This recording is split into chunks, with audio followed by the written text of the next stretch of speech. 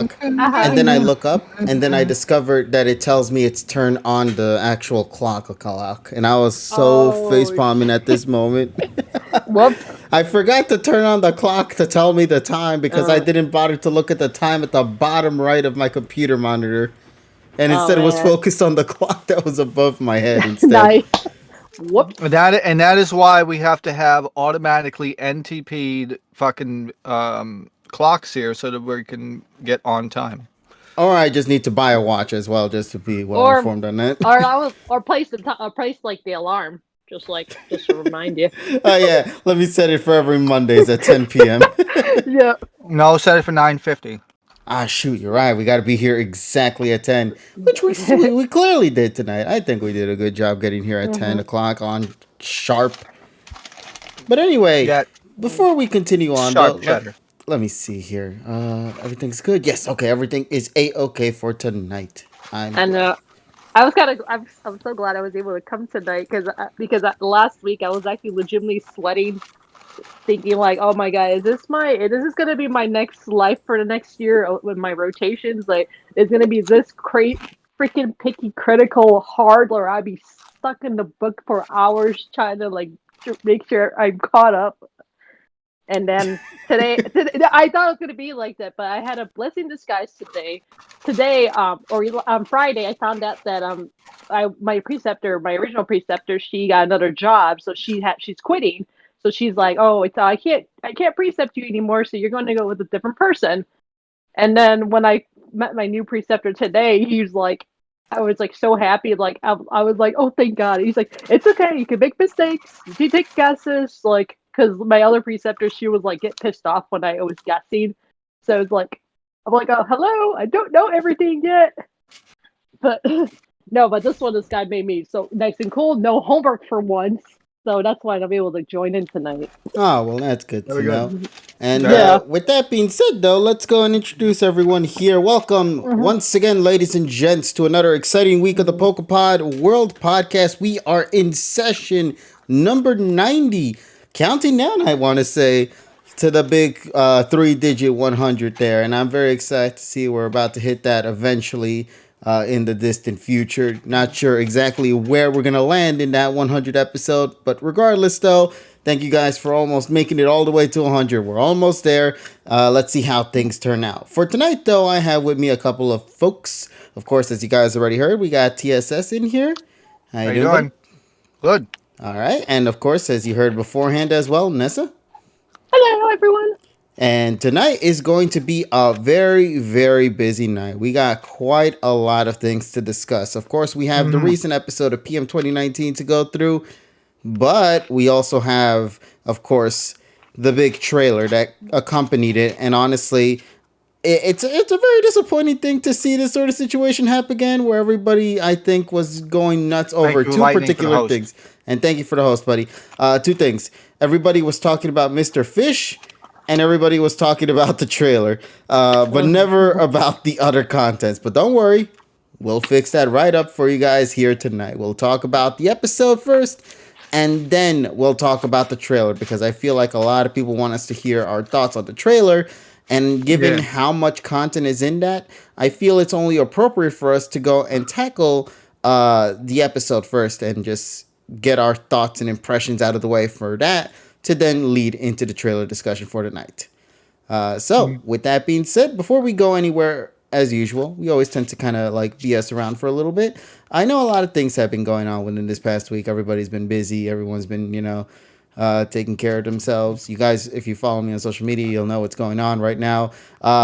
We're just only simply going to be hoping for the best for these next upcoming weeks. Is all I could say right now. Cue the famous Cardi B exclamation, and then next. Yeah. Exactly. Um, But TSS though, mm. like and Ness as well. Like, how have your weeks been? Hopefully, it's been going well for you guys. Well, I finally got my HD Retrovision cables, the Genesis Model 2 ones with the PS1 adapter. So I finally have my PS1 connected via a component. Even though I had the PS2 already, that's a Japanese PS2, and now combine that with the free PSX boot, I can now boot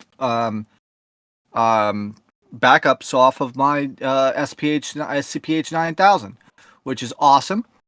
And also just getting my game setup clear. So now I have my PS2. I have the PS1, the Japanese PS2, the Gran Turismo 4 edition that I bought in Japan, and then the SPH 9000, and also I have the PS4 hooked up to my 4K TV. So I have everything like set up now for streaming and stuff like that. So I'm hoping that in the future, and yes, Donnie, if you're out there, I did transfer the Persona 3 Fest Undub edition to my PS2, and be interested to see if the cheats work with that.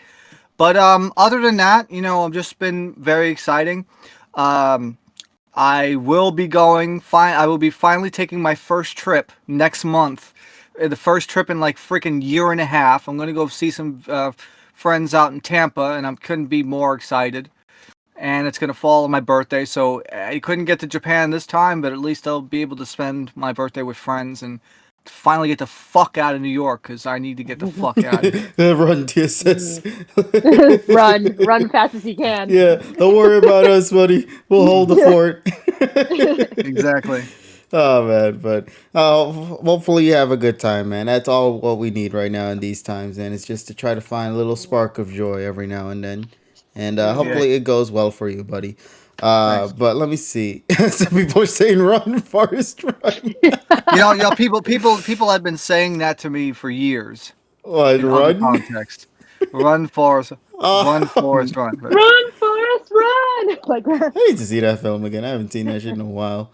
I Well, know. let me see here. I got a couple of things I want to talk about for tonight, real quick. Just get a bit of the gaming news out of the way because obviously it's very important that we always talk about a little bit of gaming news to let people know that yes, there's a lot of good things coming our way and to be excited for what is to drop soon. So let's start talking a little bit about the Pokemon game, Pokemon Snap, or rather, new Pokemon Snap. The game is going to be coming out in just a few days from now. This is very exciting for those who have been really, really anticipating this title for so long now. The title is finally about to drop.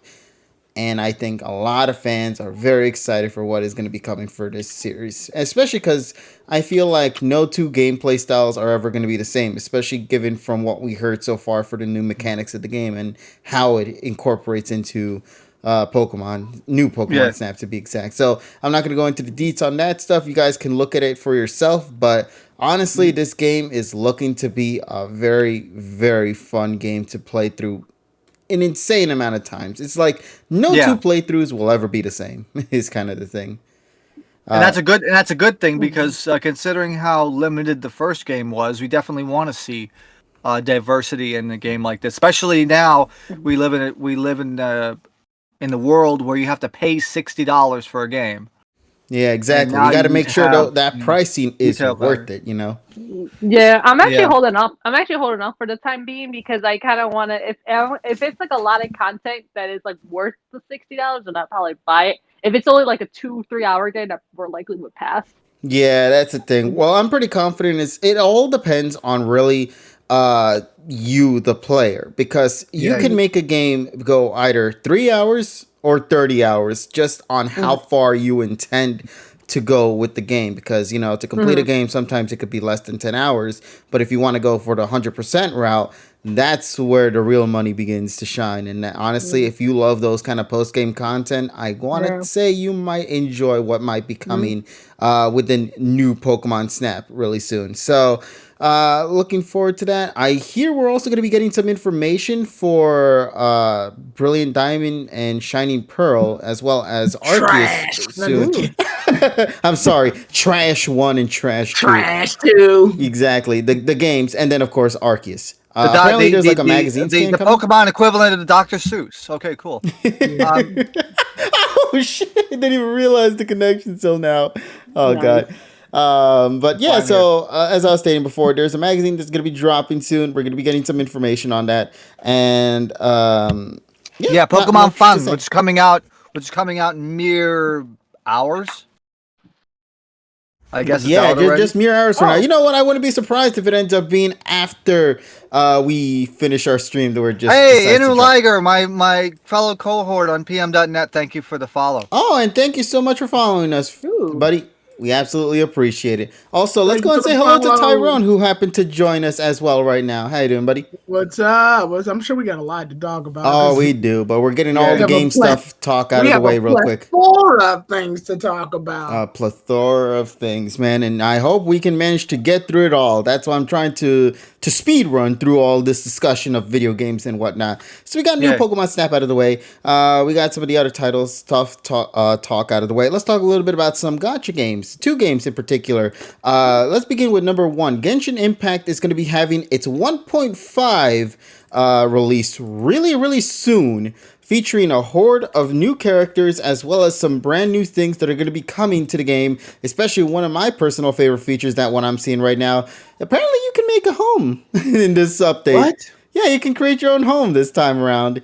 Oh. And I'm very excited for that. That means the customization is there. You know, I loved how it was well handled in like another game of ours, Pokemon related, you know, in the Secret Yeah. House in Ruby, Sapphire, Emerald, and even Omega Ruby and Alpha Secret Sapphire. Base, yeah. The Secret Base. I think it's going to be something similar to that for this upcoming title. Well, not upcoming title, but for this upcoming update for Genshin Impact. So I'm very excited to see how that's going to be all handled. Aside from that, new characters, returning characters are going to be coming in, weapons, all that jazz in between. If you haven't had a chance to play Genshin Impact, honestly, now is the perfect time to get in, because I feel like there is a heap of content that will keep you playing for that game for hours. I decided to get back into this game, but I decided to get back into it after basically resetting myself. I went back to square one. I decided to make a new account again. Went back to level 1, played the whole story again, played through all the new missions, caught up to where I last Why left would you off. do that? How'd I do that? I don't I know. said, why would you do that? Because I was actually very dumb and forgot my password to the old account. What? Yeah, so oops. But let me What? tell you right now, I got farther in my new Why account. did you just say you forgot your password? I'm sorry, man. I thought I was password 1, 2, 3. Why did you but click forgot my password? I did, but they didn't want to help me. Customer service is shite, man. So I decided to say screw it and just made a new Next account. thing you know, KG is going to be haveibeenpwned.com now. We'll I talk wanted about that KG next to week. like click forgot my password. He types in and they make him reset it, and it's like you cannot use the same password. And yeah, and then I just have like, you know that stupid tomato gif where he just like looks in disbelief from the VeggieTales? That's gonna be my Yes. face right there. It's like, Yeah. Yeah, what that means we have to play the What Have We Learned song. oh god.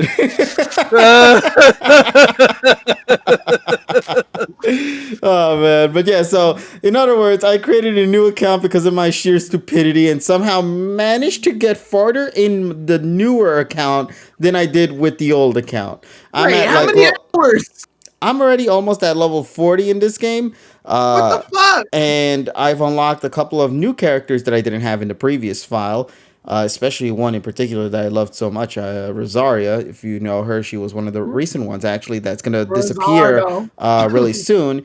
And I'm very much excited to see the new banner. I'm honestly not gonna pull for this new banner though, to be quite fair with you. But I'm gonna be saving up my points hopefully to see a Ganyu rerun again because I want Best Girl already. God damn it, I want Coco Goat. Damn it. But no. Okay. So aside from this though, aside from Genshin Impact celebrating its 1.5 update really soon, another game, Genshin, not Genshin, Gacha related, is also gonna be having a big event happen real soon. For Dragalia Lost, the new raid event, The Rage of Chronos, which is going to be a collaboration between the Rage of Bahamut series with Dragalia Lost, is going to be coming out really soon, actually.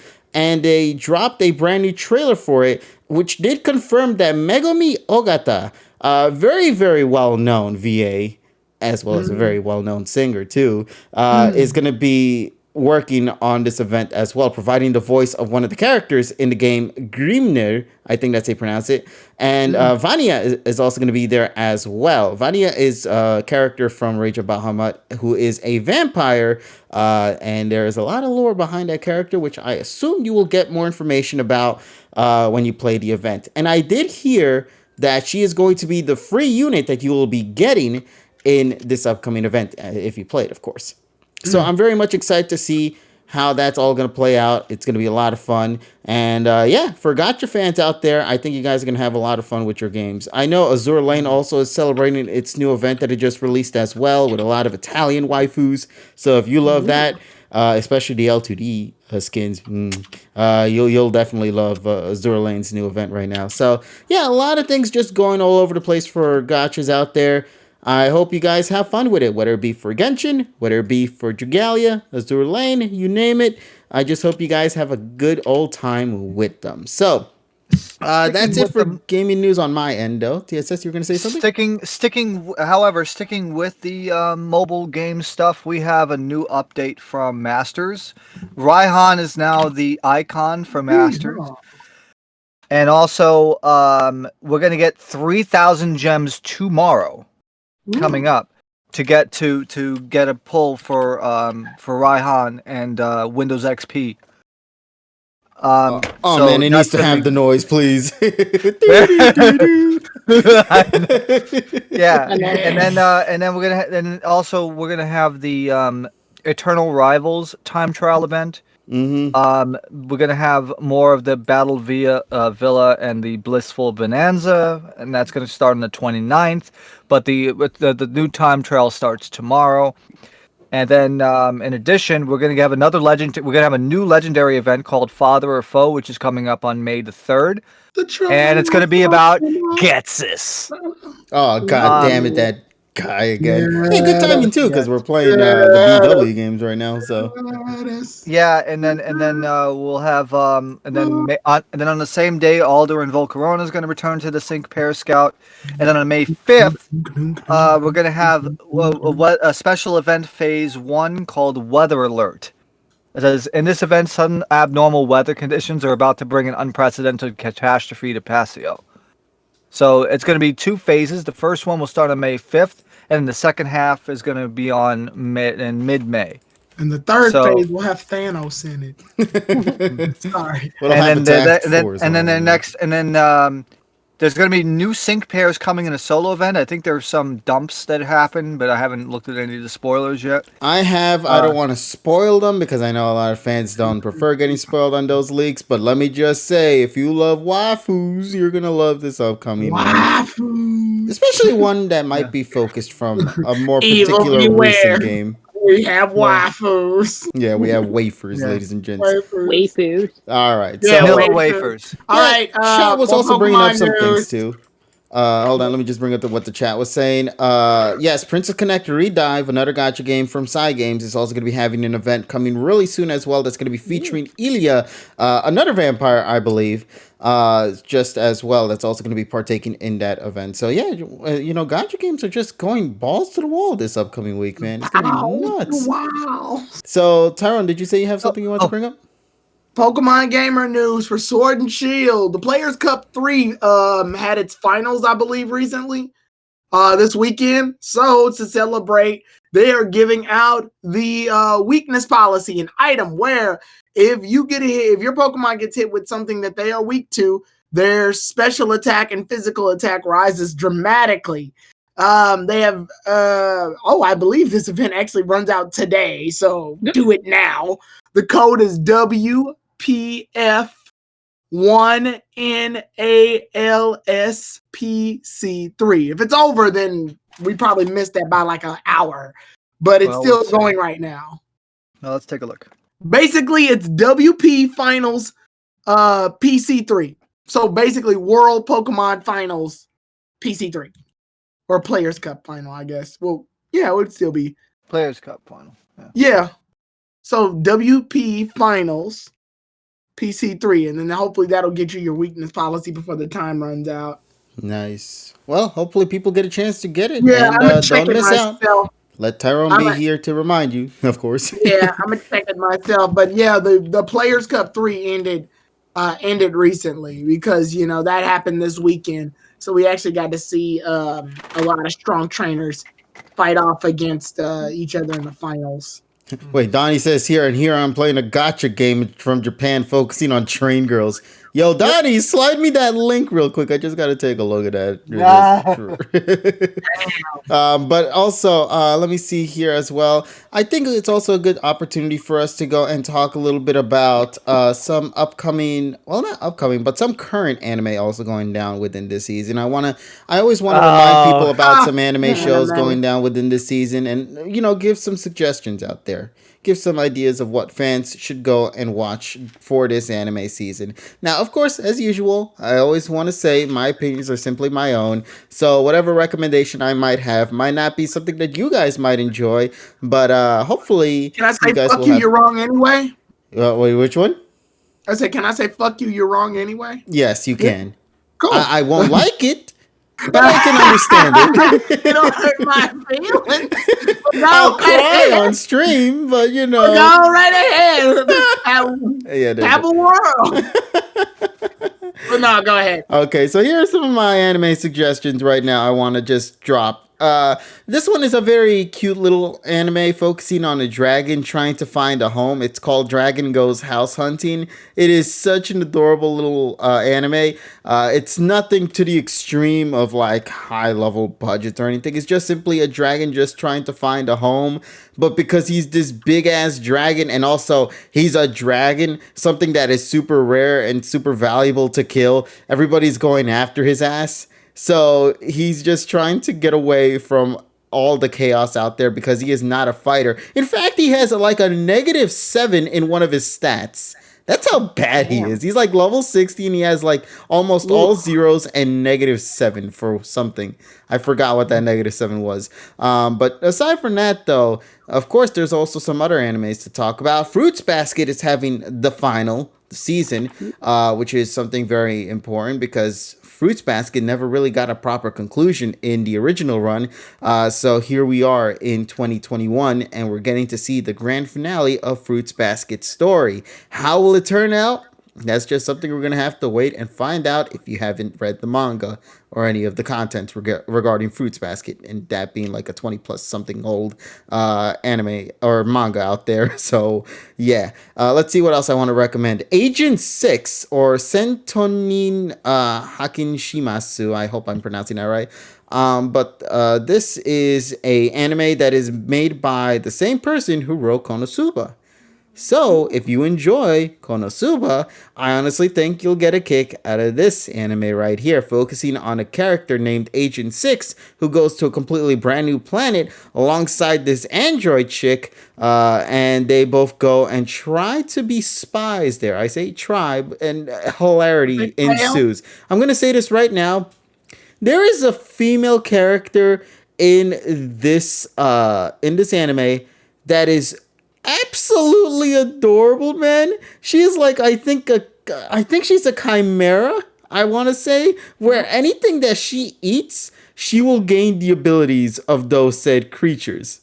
That's hilarious. And she is like, oh man, do you know those typical characters who always have like an eye patch in one of their eyes and then do that stupid like wizard pose and be like, oh, I came from a different dimension and I have the power of all this insanity built in this eye over here and whatnot. She does that kind of shit. But then when you find out her real character, she is a complete lovable goofball and you just love her so much.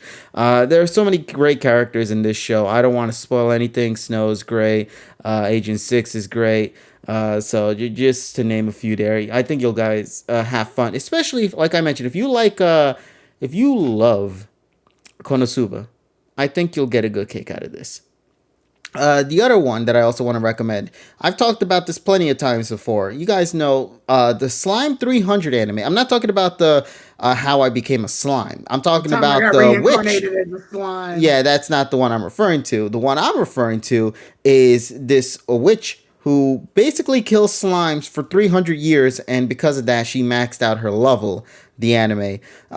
This is the first ever light novel, and so far, the only light novel series that I've ever read in my entire life. It was so good in the manga that I actually went out of my way to buy the light novel for this series, and I have all of the volumes currently with me in hand that are available at this moment. And I just want to say it is such a pleasure reading this series. I love it so much. I never thought I would actually find enjoyment out of light novels because I'm not much of a reader when it comes to lack of pictures, if that makes sense. But like, this was a good first option for me as a light novel read because it's just a nice slice of life comedy based series focusing on a lot of fantasy esque things with dragons, with elves, with ghosts, with demon. I just want to say Beelzebub is best girl, man. She just looks so beautiful, and also Elf as well is just beautiful as well. So I'm not gonna spoil much about it. It's just a comfy series. If you love that, definitely give it a watch. Iruma-kun is having its second season, and let me just say, I binged watched the first season. I really am so mad that this show is criminally underrated, man. It makes me so mad that it's criminally underrated. It is because now this season they're adding Shinichi no Miki, who is Kojiro in Pokemon, as you know, and also, the freaking things like that. So it's like you could tell it's him, but the character that he plays is just perfect. It just, he nails it out of the park. Yeah, without any spoilers, let's just keep it at that. Yeah. It's just hilarity ensues, man. Tax, right? Yeah, I listen. I loved everything I'm seeing so far. I can't wait to see how the second season is gonna turn out. We only got 2 episodes, I believe, out for now. Yes. So if you haven't had a chance, watch the first season. It's all fully available right there. And then go into second season. I think you'll have a good enjoyment out of it. I unfortunately was one of those fools who didn't enjoy what I thought I would have liked from just looking at the cover alone. And then TSS was the one that brought it to my attention because he was the one that was actually going nuts over this originally. Yeah, and I was intrigued about it. Yeah, because the original one, I accidentally watched it on a live stream of NHK, and it was like, wait a minute, whoa! They were running like a marathon. I was like, whoa, wait a minute, this series is good. And then I got on like episode 8 or 9, but then I went back to watch all of them and watch them, because they were up to I think episode 13 or 14 at that time. So I went back and I watched the rest of it, and then I watched it to the end, and I said, well, I want more of this. It's just so intriguing and it's so funny. Yeah, it's such a good series that, like I mentioned, is so criminally underrated. I feel people deserve to at least give it a chance. Do the 3-episode rule. Honestly, just do the 3-episode rule and see how it goes for there. But now I'm gonna do some quick little bursts of anime suggestions as well. Some last ones. If you love the slime anime, the actual, how he became a slime. That time I got reincarnated as a slime. They have another saga now available called the Slime Diaries that focuses on the slice of life aspects of the world itself. So if you enjoy slice of life content, I think you'll get a good kick out of it, especially because it does give a lot of character development for some characters that don't get much attention in the main story, but do get a lot of attention in the side story. So give that a watch. How Not to Summon a Demon Lord. That anime is stupid as hell. I love every bit of it. It is very lewd with certain things, but it's still very fun regardless. Zombieland Saga, 2nd season, Revenge is out as well. Zombieland Saga is my first and only idol anime that I've ever watched. I'm gonna be honest with you. I have yet to watch Love Live, or I've yet to watch any other idol-esque animes out there that I could think off the top of my head. But Zombieland Saga, though, was my first true idol anime, focusing on a bunch of zombies who are trying to become idols in the real world. So it does have a lot of fantastic songs, some of the most iconic VAs you can think of imaginable. The legendary Tai itself, like, oh my God, it's absolutely phenomenal. It's nothing groundbreaking, but it is just fun regardless. And I think that's what's the most appealing thing about it. And then the last thing I want to bring up, because I know this one has sparked a lot of controversy these past couple of days, Ijira Nai de Nagatoro-san. Yes. This I want to know. Well, go ahead. Okay, this one. This anime season focuses on basically the bully. You know that joke we always make, instead of like calling a kill, it's bully la bully? Yeah, think of it like that. It's Bully La Bully, the anime, where it's literally a girl bullying another guy, but there's some twist to it. it's like full on Seattle a sadist thing, and it's like it's just so it's so freaking, I'm a person who likes the dark humor and also sometimes torture myself with things. This thing is like the cure for the common torture, because it's like you just The see common this. torture. Yes. Yes, it is, because it takes twists and turns that you don't expect, because there's a lot of things. You got a lot of things happen. Like you have a hit. You have a hit show when in the first episode you have it was the first episode, no, the second episode, where you have freaking Nagatoro landing on Senpai's fucking $1.50 and squeezing it, and it was like, holy shit. And I was like, dude, and the way they did it, the way they fucking did it was crazy. I loved it too, was- because the way it was built up to that joke was completely they out of actually, left field. I was reading the manga too. They actually, for that specific scene, they actually merged 2 chapters together, which I felt did a great job, because then it took both ideas, matched them together, and it worked very well. Yeah, and the recent episode is hilarious because we get introduced to a couple of the other girls that are Nagatoro's friends. But let me just say right now, Nagatoro, I think, might be the queen of expressions. I have never seen a female character with so much personality through just the facial expressions. That face that she made when she saw one of her friends get close. Yes. Yeah, it's like, bitch, I'll kill you. Yeah, she was straight up ready to kill. And I love that the girl actually saw her face and was like, maybe I should probably hold back. But reason number 500 you should watch the series is because Senpai is being played by none other than Daiki Yamashita, who is freaking Go and freaking Deku. And that's the way. The fact of the matter is, at the end of the second episode, he hits a fucking E6, and I love that. But yeah, you really hear Daiki's voice come out, and he fucking emotes so well. Also, this anime is way well animated, man. This is such a well animated show. Oh yeah, for sure. It is really well. Okay, to be quite honest, I am just gonna bring this up right now, just as a little bit of a warning.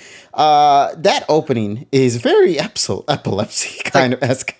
Need you on a night. I love the song. Also, of course. I love that it's sung by Nagatoro's VA right there. It is such a good. Well, and also, if you look closely, they did use actual scenes from the anime, because you actually see some of it. Yeah. Also, somebody brought up a very cool point. That segment where in the song it's easy love, but they say Ijida.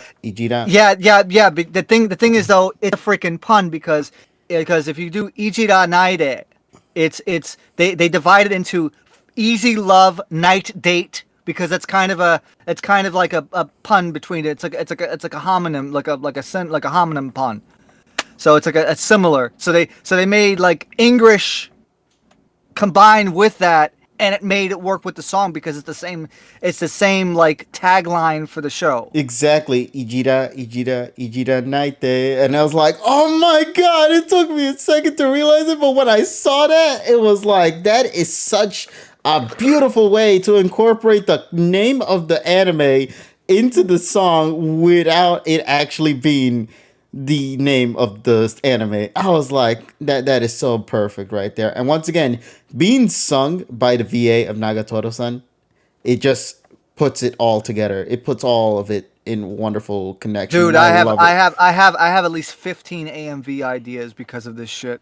To be fair, TSS, I will be genuinely honest with you. Out of all the people that I would have thought in our server, I never thought I would see you be watching this sort of thing. So I'm very glad to have found another person who's enjoying this anime as much as I am. I'm just gonna say that. Well, yeah, and plus on top of that, you made me read a damn manga now, so I'm gonna be fucking stuck with that. Yeah, listen, man, the manga is just as good. I don't know if it's gonna get to a particular point when somebody shows up, because I think that's a little too far ahead. But man, when it starts because the issue is right now, it's like they're up to like 84 chapters, and like I know that there's gonna be multiple seasons, obviously. Yeah, I heard that there will be a big development far later. But I don't think it'll happen in the first season. If they do a I don't season think 2, so. though, I guarantee we're gonna be seeing it there. Well, you know they will, because this thing is like fucking gangbusters right now. It is. I'm very glad to see you're enjoying it, man, and I'm glad to see, and I hope to see more people as well. Give it a shot. It's definitely Yeah. something very well deserved to at least give a try. 3 episodes are out right now for that, so if you want to go for the 3-episode rule, now's the perfect opportunity to do so. Or you could just be like any other person out there and just wait for all the episodes to drop and then watch it all in one take. But you won't feel that thrill of the enjoyment having to wait for the episodes every single week. For sure. Because then instant gratification isn't as satisfying as trying to wait every week. Because then you just see it's like, oh my god, now we're gonna wait freaking 7 days or 6 days for the next one, and it's like, it's a thrill of just anticipation. Yeah. One last thing though, the last anime I want to talk about, just the last one personally to me. I don't know if this is spoilers or not. Probably is. But I thought I'd give a bit of a heads up before we actually get anywhere. Let us talk about the Falcon and a Winter Soldier as well, because it also had its finale. Tyrone, you didn't watch it yet, did you? I still gotta watch WandaVision. Okay, because I'm Oh pretty yeah, confident the Monica movie, yeah, which we're gonna talk yeah, about. it was confirmed, and it's going to actually take place after the events of the original ending as well. So I'm curious about that. But Tyrone, I'm assuming you've already been spoiled for what's already revealed in the Falcon and the Winter Soldier, given social medias. Actually, no. You haven't. No. Wow. Okay, I'm surprised by that. Okay, never mind. I can't say anything more then. I'm just saying you're missing out. And I think, chat, if you haven't had a chance to watch it, you're missing out. It is so good. It's only 6 episodes, but each of them have been really fun. And I will admit that last episode, 6 episodes. it's only 6 episodes compared to Okay. WandaVision's 13 episodes or 11 episodes. Or fuck. something. There's only Okay. 9. Oh, 9. I'm sorry. I don't know why. For some reason, I thought there was a lot more, but that's only because WandaVision was feeling like that. That's where I'm annoyed. Like, just make them movies. Like, I don't understand why they had to fucking make all the money, I guess, but still. Like, No, well, trust well, me. The contents you know what that it- were in the Falcon and the Winter Soldier definitely didn't feel like it needed to be a movie. It felt more like something that could fit here in a TV series. But they also did don't know. confirm, Tyrone, It's that so there much is a harder. 4th Captain America movie coming out anyway. So It's so much harder for me to like keep up with the Marvel when they do this like on Disney Plus shit. When it was movies, I was like, cool, I can watch the movie and move on with my life. Now it's like you gotta watch this thing and you gotta watch this and you gotta like, nah, man. That means I gotta fuck. That means I gotta find a huge chunk of my time to fuck away. well, I mean, you Well, don't need well, to we can right go- now, though. Yeah, we can go back. just We binge it can on go back one to fucking 1996, where you had to wait a fucking week for every fucking episode, and you had to fucking record shit on fucking EP fucking VHS tape where the fucking quality. Shit. Well, no, Tika says at least with that, if I wait a week for the episode, I can just watch the episode and then next week it happens again. Here, it's like they're all bundled in one chunk. So I'm like, okay, how many episodes is this? 9. Perfect. Okay, your average episode's 30 minutes long. 30 times 9, that's about what? That's 270 4.5 hours. hours. That's 4. No, That's 2 270 minutes. So that's 4.5 hours. 4.5 hours. Tyrone, That that's means I like have to about find- almost the same length as like what Yeah. the Justice League movie, man. So if you could watch a 4-hour Justice League movie, I think you I can didn't watch watch a 4. that either because of the time. Well, Well, we're then- gonna have. Well, we're gonna have to have. Well, the thing is, though, that Yeah. means we're gonna have to take Tyrone time out, and we got to watch all 3 fucking Lord of the Rings movies, no bathroom break. I watched that already, but that was back when I didn't have responsibilities. Well, then why don't you make it part of your responsibilities? Do a watch night. Guys, I gotta quit work and streaming because I gotta watch I fucking. just said do a watch Falcon. night. Why don't Yeah, you stream? I gotta Take it- watch just take a Falcon night. and fucking Winter Soldier. Make that your stream, then just have you react to the episodes. I think that's fun. A lot of people enjoy that. I mean, like, I almost got, 100 And people now- coming in and for now- tonight's episode review, which you're going to be And doing. now Saturdays has been deleted because Saturday and Sundays are devoted to Persona 5 Royal, which is the new stream that's coming out now that Digimon's over. Oh, yeah, you did do an 8-hour yeah. stream just recently as well. I did that for y'all, motherfuckers. Also, The congrats fans. on that rate, too, by the way. Yeah, that's over now. Digimon's finally over. So now we move straight into Persona 5 Royal. Oh man, I'm sorry to see such a downgrade for you, man. It's horrible. What? Nothing can beat Digimon, man. People love Persona 5 Royal. No, people love Persona 4. Terrell can tell you that, man. Yes. Yeah, so, well, anyway, I wish you the best of luck with that, though. I think it's going to be a lot of fun, and I can't wait to see how that's all going to play out. But I am also excited because this is going to be a time of Persona for a lot of us here. As you're doing Persona 5, as TSS brought up not too long ago earlier in the stream, Persona 3, which is what he's going to be handling, is also going to be happening really soon, too. So there is a lot of Persona content coming from a lot of us here. So if you guys love Persona, make sure to tune in their respective channels and make sure to follow them as well. So last little itty bitty of news at the top of my head. I'm trying to think. No, I think we pretty much got everything out of the way. Anime with an absurdly long title, like that one time I did my homework in a dungeon 3 years ago with my grandparents. No, that was the I killed slime for 300 years and I maxed out my level. That's the one. Now, I feel we got all the anime talk out of the way. We got the film talks out of the way. We got the game talks out of the way. I think we are ready to go and begin for tonight. What do you guys say to that? Yeah, we got an episode to review, and then we got a preview to review longer. Yes. Quoting Kuro Blitz on Twitter, who quoted me. Apparently, back then I said, shit, there was an episode attached to my opening. And then here it's going to be, shit, there was an episode attached to my preview. I feel bad, man, because every single time, I swear to God, every single time we always get into one of these discussions, it's always, let's ignore the episode and actually just talk about the preview sort of situation. But no, today, we're not doing any of that. Today, we are going to be focusing on the episode. And then we'll get into the trailer talk. Normally we do the trailer talk. Oh, yeah, that's why we're doing it. Yeah, that's why we're doing it like that. We're doing it because we know damn well the people want to fucking hear about the trailer shit. Yeah. All right. Let me just get this thing set up. I'm ready to go. We're you guys all good to go? Oops. So let's get into it. Tonight, ladies and gents, we now have to go into our review on the latest episode of PM 2019. And let's jump right into it now. The reason why I'm taking a while to go and actually slip over into the other segment is because I'm trying to figure out and remember off the top of my head what the hell was this episode titled again. So right now, as I'm scrolling through that, here we go. I finally found it. There we go. Challenge the Pokemon Water Obstacle Course.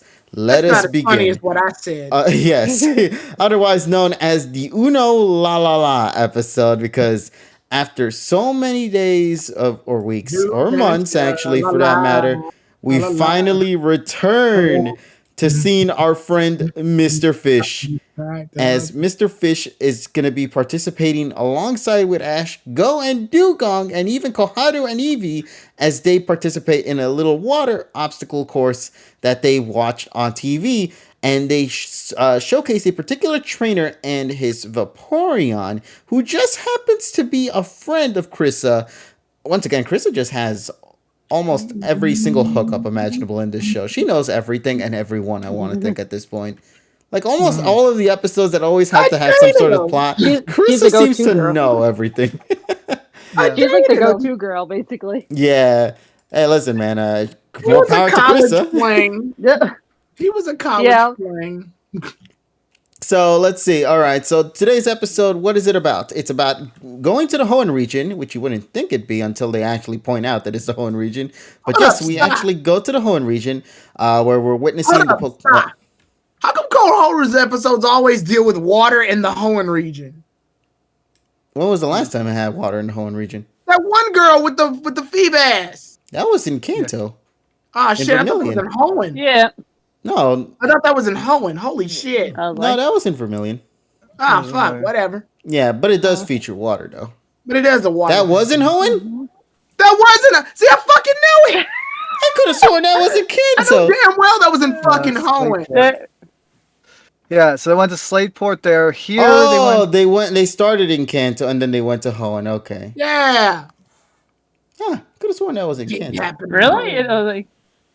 Yeah, it felt well. To be fair, they all look the same at this All the point. backgrounds look the same. It doesn't matter. Is it the same place, same city, or is it different?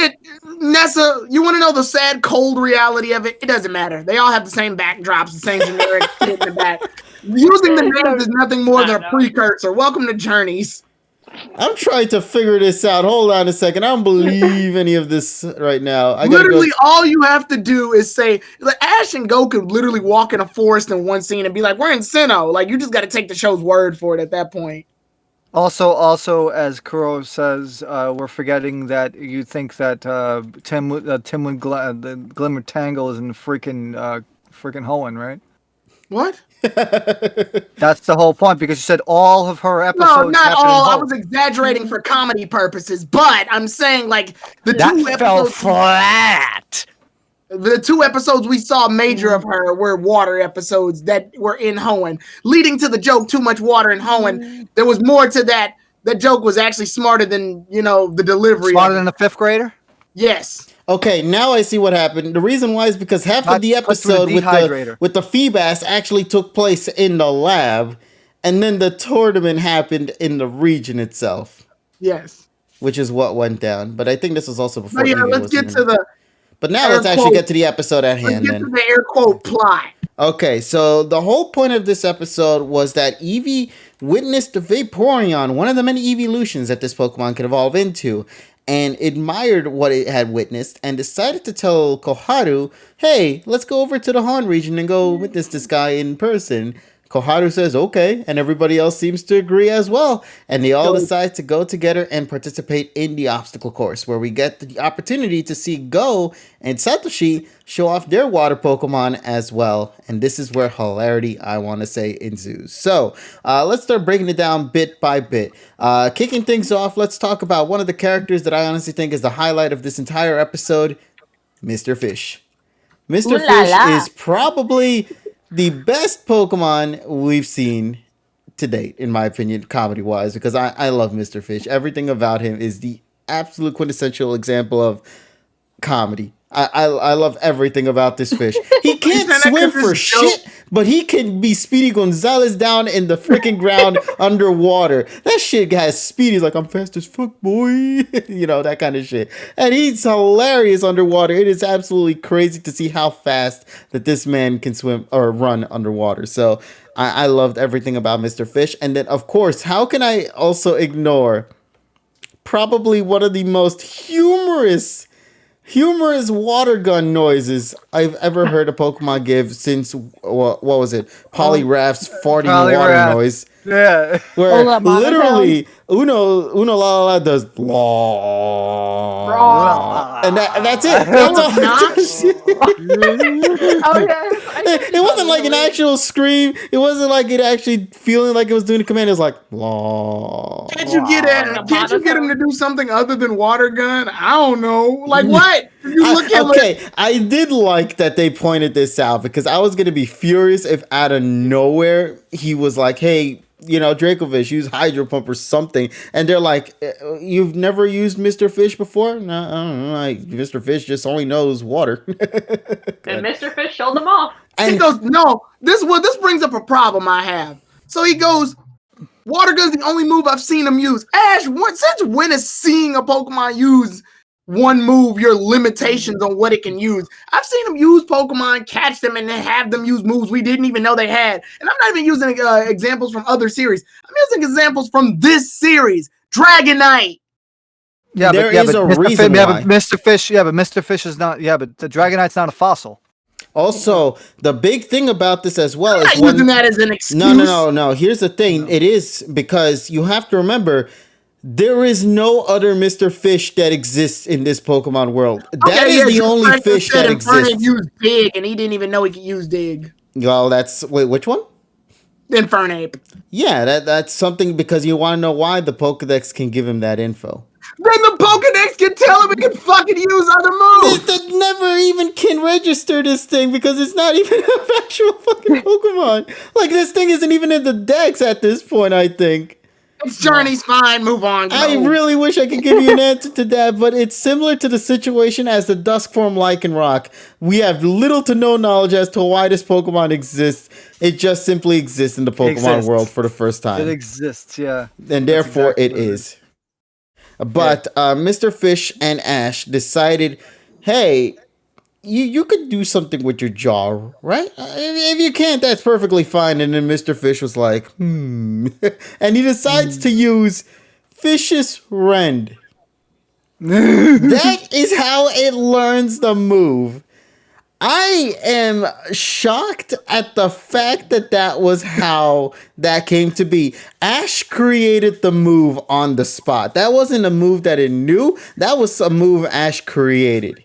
That's some fucking Gomamon shit. He created the fossil and he created the freaking move. This is like the new Ash Greninja right here, ladies and gents. We got a lot of first Ash is doing in this series. It's so dumb. I don't know how to explain it. I'm pretty confident the anime doesn't want us to think too hard on this shit. And therefore, I can't say like much using more my brain, that it's though. just there. What happened?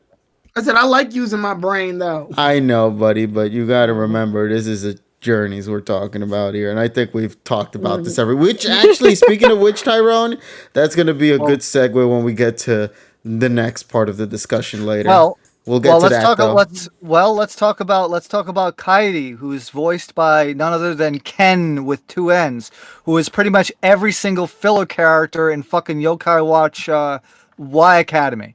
What? But he did a great job. Yes, if you look on the Japanese wiki page for Ken with 2 N's, you see that if you see his credits for Yokai Y Academy, he has like fucking 12, and it says and others, like 12 characters and others.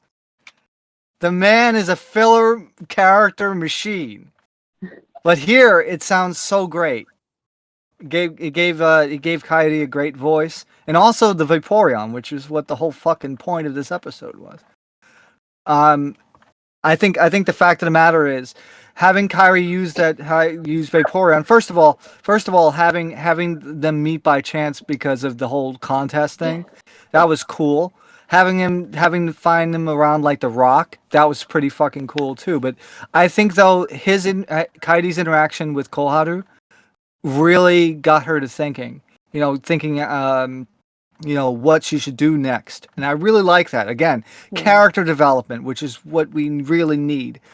And then also Kairi mentions that they can then do the kids athletic course, which would happen the next day. So even though, well, it's like, oh yeah, you can enter with water Pokemon. It's like, but I don't have any water Pokemon. And it's like, okay, you can enter with Eevee. Like, okay, just fucking do that. But the fun thing was that the fact of the matter was like, Eevee kept missing the fucking bell. Even Uno, even Mr. Fish. That's fucking crazy. I want to point that out too about the whole water Pokemon thing. So, I don't know if it's different from what I saw.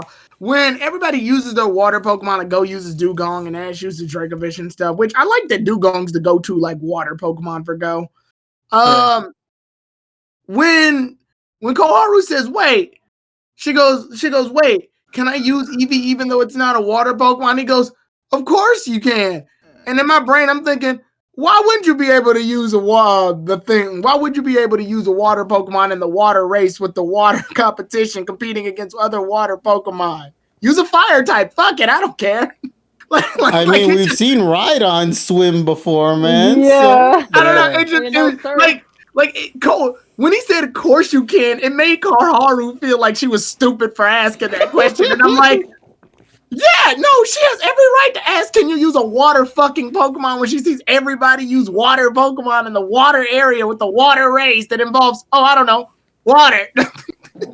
Well, she doesn't get out too much, so it just felt so weird that he had to say course not, like she was the idiot for thinking it. Of course you can. What are you? Do you never go outside or anything? It's like, what's going on here? Nah, but you go to school and you come home. That's my friend John used a fire type just last week. What happened? We don't want to talk about it. Like, what? You might feel some bumps on the ground if you're running down there, though. So don't mind that shit. Why? You gotta get the Don't fire mind it. extinguisher. There's a bunch of Also, Charizard this corpses. also means that Koharu's Eevee is more of a water type than Lana's Eevee, and that makes me sad. Well, first of all, this Eevee like runs fucking 750 laps aside Suyen's fucking Eevee because at least they're actually fucking using it. It's like this is the one thing. It's like Eevee has redeemed herself. Like Yeah, this is a solid Eevee. I'm gonna say this right now. Yeah. I think this is one of the most solid It Eevees. used Hydro Pump. yeah, Actually, we were joking about this last week, weren't we? Where this Yeah. Pokemon was going to show off every single goddamn move in this entire game, isn't it? well, yeah, that's what it is. I'm just saying, man. Come on, anime. You want to be nuts? Go balls to the wall with Eevee. Give me that Eevee judgment. I'm just saying, man. I want to see Yeah. that shit. But yeah, so I do love that this Eevee is being incorporated very well. But I will admit, the shining moment for me had to be the ending of the episode. I Yes. loved the way the episode ended because of how it was focusing on trying to see if Eevee felt comfortable with its decision. And they had this like moment of silence between both the Pokemon and the character together, and they were Yeah. just simply wanting to see if Eevee truly wanted to evolve, and then he said no. Or she said no, I I apologize. think the ending weirded me out more or less because she's like, "Oh yeah, I love Vaporeon and I love swimming and I love doing the swimming race and I love that I was good at it and I used the Hydro Pump. You want to evolve? No. Okay, what the fuck with our what? Remember, this Well, Eevee I- is still Can't evolve. is Do- unstable. Do I you think want they to turn pointed into out. that thing that you did literally I'm having- 30 minutes ago? Nah. But you okay. Hey, Wait, just you're- because, hey, look, this Eevee is like what real life people could be. You can enjoy something, but that might not be the one thing you want to be or want to do. You know, so you always have to try out other options. And honestly, I'm thinking that the goal of this series for Koharu is like she's going to collect all the stones or all the items necessary to evolve the Pokemon into those set forms. And then it turns out it's going to be Dynamax Eevee, so it doesn't matter. Like, ultimately, unfortunately, because of marketing and the fact that Pokemon's a franchise that's a game first and an anime second, we already know the fate of Eevee, unfortunately. You know, I was So thinking so that it though. ruins the whole multiple evolution situation. Unless Pokemon wants to pull a new evolution out their ass. Listen, what I was gonna say was that honestly, I don't know because like the thing about this whole situation is that they haven't Gigantamaxed at all in this series, or Dynamax for that matter. Aside from like Go the did art. it. Go did it once with Reboot. Ash did it twice with Pikachu. It's kind of like very limited for a show. Like Leon did it with Charizard. Yeah, could so be would they like really Dynamax do or that not. with Eevee though? Would they really go out of their way to do something like that for a character that's not really going much outside of her comfort zone? That I would don't beg the think so. question. I mean, that would beg the question why they made the other Pokemon do it. Like, Go didn't need a Dynamax band, all things considered. They gave him one because Cinderace is supposed to have a Gigantamax. No, that's under the assumption. We don't even know if it's ever gonna Dynamax again. Well, then that just means that whole scene was completely pointless. It's sloppy right no matter which way you look at it. Well, that's just something we're gonna have to wait and see, Also, buddy. we have to mention that we finally get a new fucking intro screen. Also, well, hold on a second, real quick. Hold on, I gotta check this frame again. Yeah. We finally get it. We finally get a new frame. Hold on a second. I gotta refresh this shit again. Did anybody see? Let me do this again real quick. Look, I want people to pay attention to one frame in particular because this shit had me balling right now just looking at it. If I could refresh it here. There we go. Look at Drizzle's face for a second. I didn't even pay attention to that shit. They don't have to write me for the rest of the series. That's basically what it did. Fucking stone. Yeah, that's right. Yeah. You heard that New York fucking legalized marijuana. So. Yeah, that shit. Drizzle was one of the test subjects for that shit, and boy, he loved that. They don't have to write me for the rest of the series, bro. Oh my god! I left Journeys, bro. I'm gone. Why does everything look so different? I don't have to be in this show no more. What the hell? I don't think I will, Sullivan. Oh my god! But yeah. Overall, I think is there anything else we need to talk about for the episode? Well, I know there's still some more infos, of course. yeah. Did Dugong's falling in love? Freaking. I wanted to talk about it, but I didn't know if I should say. Actually, no, because it's a Oh fictional my character. god. I can say Simkong. Let's be real here, Simkong, right here. Oh my lord! Sempre. He was so reckless that he went out of a way to go and cause a fight over a romantic character that had nothing to do with anything that was going on, but because of his dumb freaking head, he thought it was a good idea. Let me go Unfortunately, mess if with this. Dugong, Let me go mess with this fish real quick. unfortunately, if he didn't do that, though, there would be no plot. Yeah, so because of that, Dugong created the plot. Oh, yeah. He's like, let's pit. I'll go. I want the goy bye. So let's pit. Let's pit. I I don't want just one. I don't want two. No, I want all of them that I see He wants right all the there. babes. Oh, there's He a wants all the Huntail babes. coming after them? Not on my watch. And he straight up went. By the way, folks, this is a solo Iwana episode. By the way. Yeah, it shows. It has that Iwani charm to it, especially during the water slide animation. Oh yeah, the freaking you could tell because the moves. Yeah, that is pure. You I love it. When you watch an anime for so long that you can already pinpoint who is working on what, and just that flair of Iwane's charm was just brimming in this episode here. Yeah, exactly. This is what we come here for. Yeah, this is the Iwane show, basically, is what we want. Now, Bye-bye. give the man his dream project, god damn it. Yes. But yeah, Dugong is a nutty. So if you love Dugong, though, honestly, you'll love him in this episode. I think he was hilarious. Yes. And I love the outcome of the episode, too, where Dugong was like, yo, guys, I did it. I saved the day. Yo, you want to be in a romance with me? And you went to the other fish that I decided to That start a joke fight was with. a million miles away. I'm like, Gorbuses and Huntails go together. So Yeah, I know, but I still loved it just because. Yeah. See, we knew it, but the Dugong did not. And that's what just sold it for me. So yeah, overall, to me personally, I found this episode enjoyable. I loved how it was structured. I love Mr. Fish. He was fun to watch. Honestly, he was the star of the show. Kaidi is a fun character. Yeah, there was I like no real his qualms, and character. also, for some reason, this episode felt like something that Team Rocket would have interfered. So I was kind of happy to see that they weren't around. Good. to At kinda- least, At least we're not getting that shit. So it automatically is gets a higher score for me for that. Yeah, so I loved how this episode was structured. It was a lot of fun. I loved the character development for Koharu as well, especially because she needs it, judging from how these upcoming episodes are going to be dropping soon. It seems like she's going to be AFK mode for a good while. But we'll get to that really soon. Now, let us go and give this chance to give final thoughts and, of course, ratings for the episode. So, TSS, would you like to give the ratings first? Sure, absolutely. Very good episode. I enjoyed it. I'm gonna give this one an 8 too. Alrighty. What about you, Nessa? This episode, I actually enjoyed it.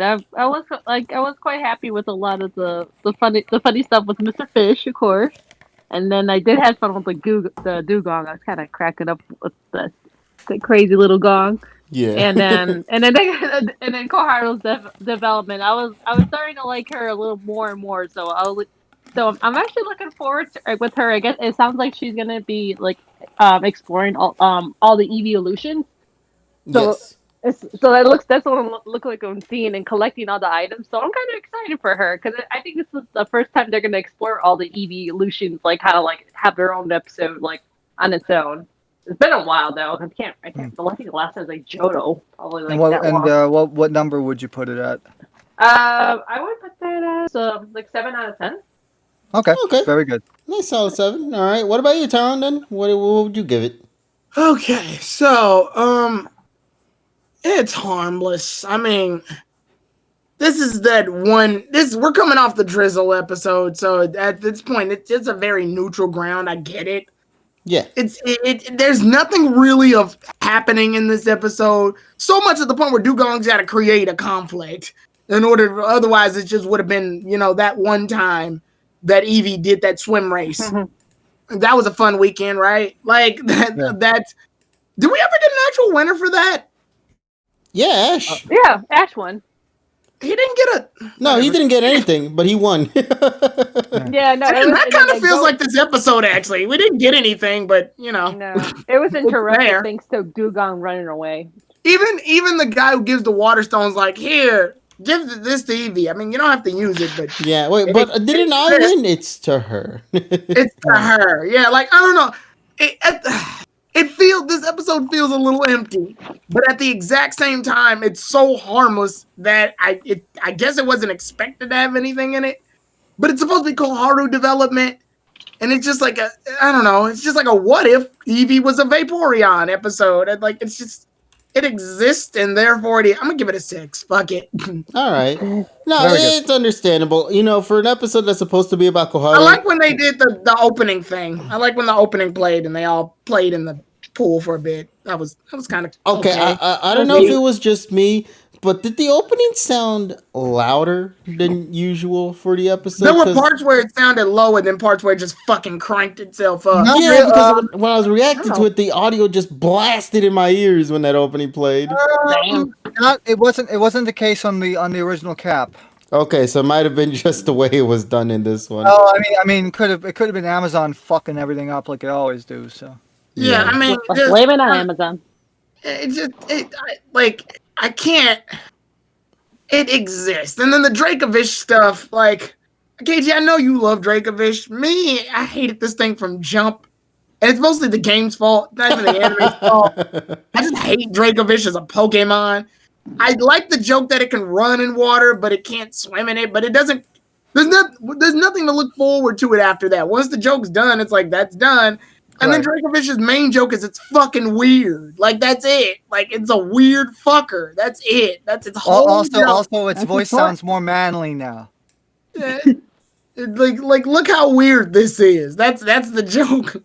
But how can you how can you not like Mr. Fish when we get scenes like this right here, man? Look at this right here. You cannot tell me that is top quality pureness right there, man. Yeah, it's just I don't know. I don't know. It's just not. That wasn't doing it for me. Yeah. Understandable, of course. Yeah. I just want to joke. And then Cum Cartoons is yelling at me about Dracovish, so that means Dracovish is causing me nothing but stress. I don't like it stresses you in the games and it stresses you in the anime. In the anime and in my social life, like I don't. Then we need it's just the water episode. Like I don't care. It's not bad enough to make me angry, but it's not exciting enough for me to go like, this is it, boys. Like just an episode. Like, so I just give it a 6. All right, man. Excellent. Yeah, so overall, I hope everybody got a chance to share what they wanted to see. What's yours? Oh, I give it a 7.5. If I was nice enough, I'll give it an 8 as well. I genuinely found enjoyment out of it. Mr. Fish was honestly my star of the show. I loved everything about Mr. Fish. I mean, look at him.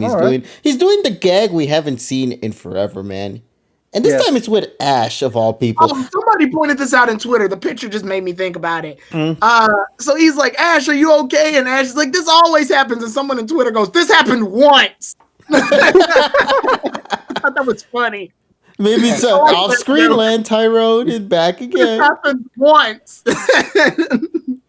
Good God. That's a really funny joke. Well, I guess. Well, the other thing is, it's the whole being polite thing. It's a whole Japanese thing. There is something interesting I want to point out about this episode. So normally when Koharu joins Ash and Go, it's usually because they're doing something interesting, and Sakuragi's like, "Why don't you join them?"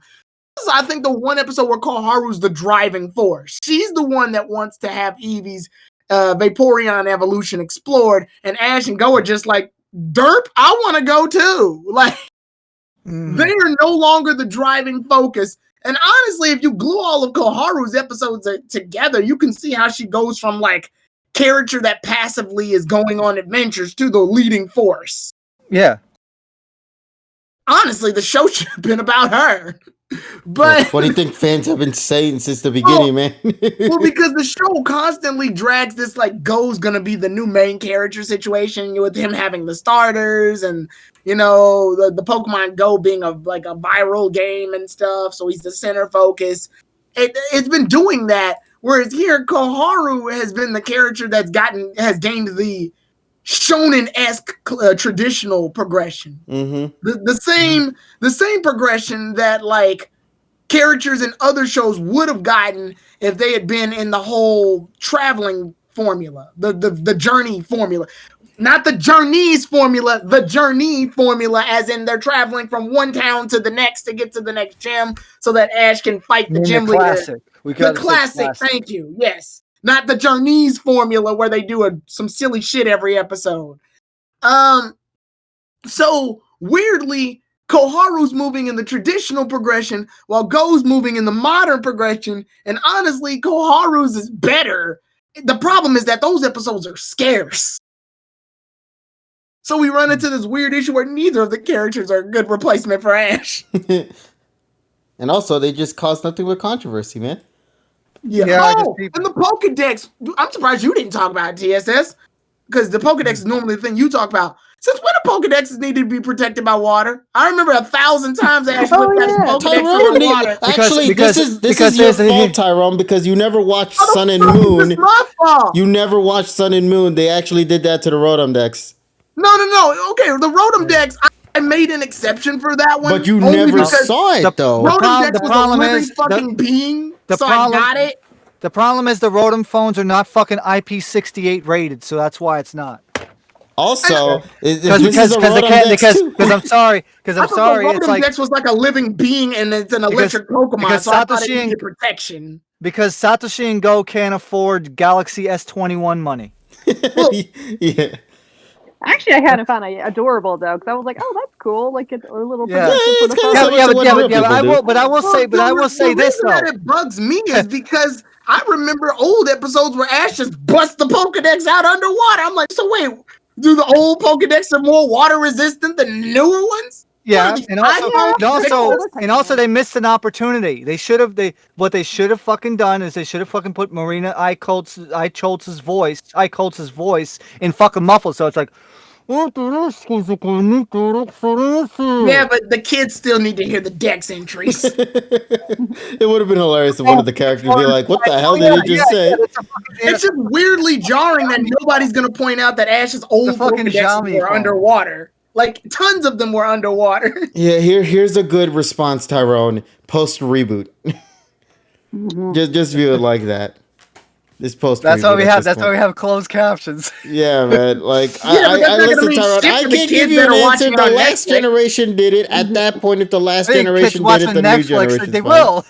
That's closed captions. Yeah. And see, at least they're being consistent now with post reboot era after the art style change. So they're kind of bringing more, like, I guess, the real world elements a bit more into it. Like before, it wasn't that much. Oh yeah, of course. Moment.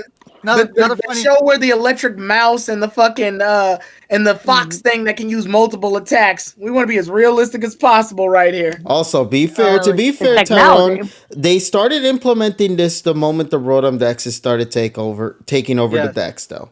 Yes. Notice that at least there's that though. So also Go throwing a Pokeball underwater doesn't work. That was funny. I'm glad they actually pointed that out. Yeah, let me get that. So it's a good and a bad thing. Well, it's funny, but here's the problem with that. Go's dream is to catch every Pokemon. He could have caught a Gorbis this episode, but his goal of catching every Pokemon is set back yet again because joke. Like, that's stupid. I hate that. It's like, aren't you supposed to be catching every Pokemon? Says the man who likes to make comedy. That's cool. All right. Awesome. No, comedy's great, but at the same time, when you're making a plot and everybody asks, "Oh, why does everybody not like Go? Why doesn't everybody like Go?" You made a mission to catch every Pokemon, so that means you should probably be taking this, a little bit more seriously. But because we got to make shit funny, this doesn't work. Also, weirdly, Pokeballs have worked underwater before. How? Misty's fight against Molly. That was an illusion. That was an illusion. Yeah, that's why the movie still sucks. Next. Okay, I can still give you another example. The Whirl Islands, where they use them constantly. Were they on land at first before that happened? I thought they were on land. Or the episode where Misty had to fight against Team Rocket underwater in the Cerulean City Jam. The Pokemon were outside, though. They were already out. Yeah, they threw Pokeballs underwater more than once. Yeah, that works because the Pokemon were inside, though. No, Bad but they threw the taste. Pokeball. All the Pokeball would do is just spin really fast in the water and then throw the Pokemon out. No, but this is an empty ball. That's why it didn't Oh work in this round. God, whatever. Journey's got an excuse again. Go ahead. It's not even No an excuse. There's just answers that I don't think you want to accept. This. No accountability for his actions. Okay, hold on Moving a second. Just out of curiosity, chat. Where do you side with this? Just out of curiosity, where do you side with this situation about the Pokeball? Do you agree with Tyrone's ideas of what he's bringing up right now? Yeah, I mean, like, I get what they're doing. They're following real world water physics. The problem with this is with the same show that's not followed them. Nah, okay. I wish I knew what more to say, buddy. I feel like we're taking. I think we're overthinking things on a children's television people show. think I win. Okay, good. Next. It was a basic ass water episode. What more can I say? Basic. Yeah, it was a basic ass water episode. I think Iwane, we're overcomplicating. Yeah. Iwane is realistic, not like freaking the one man. Okay, next. Okay, so what do you guys say then? Now let's talk let's talk about the real meat and potatoes. Yes. Okay, before we get any further though, let's talk a little bit about one other detail real quick. This trailer came out at the same time as this episode. So what happened was that in the original run, they had this episode preview take place instead of the other contents that would normally be at that time. Yes, instead of the Pokenazo segment, we have the trailer drop. Yes. And instead, with this full minute and a half, there was the Absol preview. The Absol preview focuses on Absol. And I mean, there's that, I guess. So yeah, and the preview was not on the original airing. Yeah, so if you guys are looking forward to next week's episode, which is still going to be in the Hoenn region, which confuses the hell out of me because I don't think Koharu's there. Where's the Hoenn arc? Yeah, there's the Hoenn arc, and yeah, Koharu's missing, I think. Yeah. She flew home. Yeah, she was like, you stayed at home. I'm going bye. Bye. Like, wait, did you want to be relevant? Bye. The guy's like, I want to rack my frequent flyer mile. The writers no longer need me. Squella, I'm off. All right, so now let's take this opportunity, ladies and gents, to talk about the preview. Before we get anywhere further into this discussion, I just want to bring up a couple of words before we continue on, all right? And these words are words I've been saying a lot throughout the years or through the months. And we did say this before as well, and I've said this a bunch of times too. You might know what I'm referring to. This is Journeys we're talking about, all right? Mm-hmm. Okay, great. Now then, let's get into this discussion, why don't we? So this preview, I think for what you're going to be seeing in the content that you're shown in this, it is extremely hype. It is extremely full-on hype to the maximum degree, man, because they are doing things that fans have been asking them to do since the very beginning of this show. We're finally getting right into it.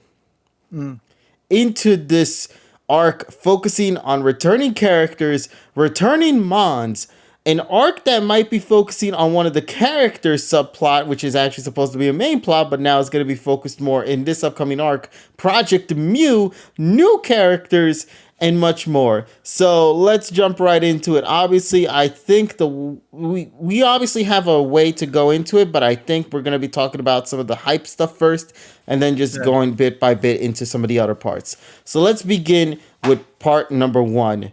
Let us talk about the return of none other than Ash's friend / rival, Shigeru. Shigeru. Yeah, Shigeru. Sorry. It's fucking Gary. Yes. Y'all were wondering.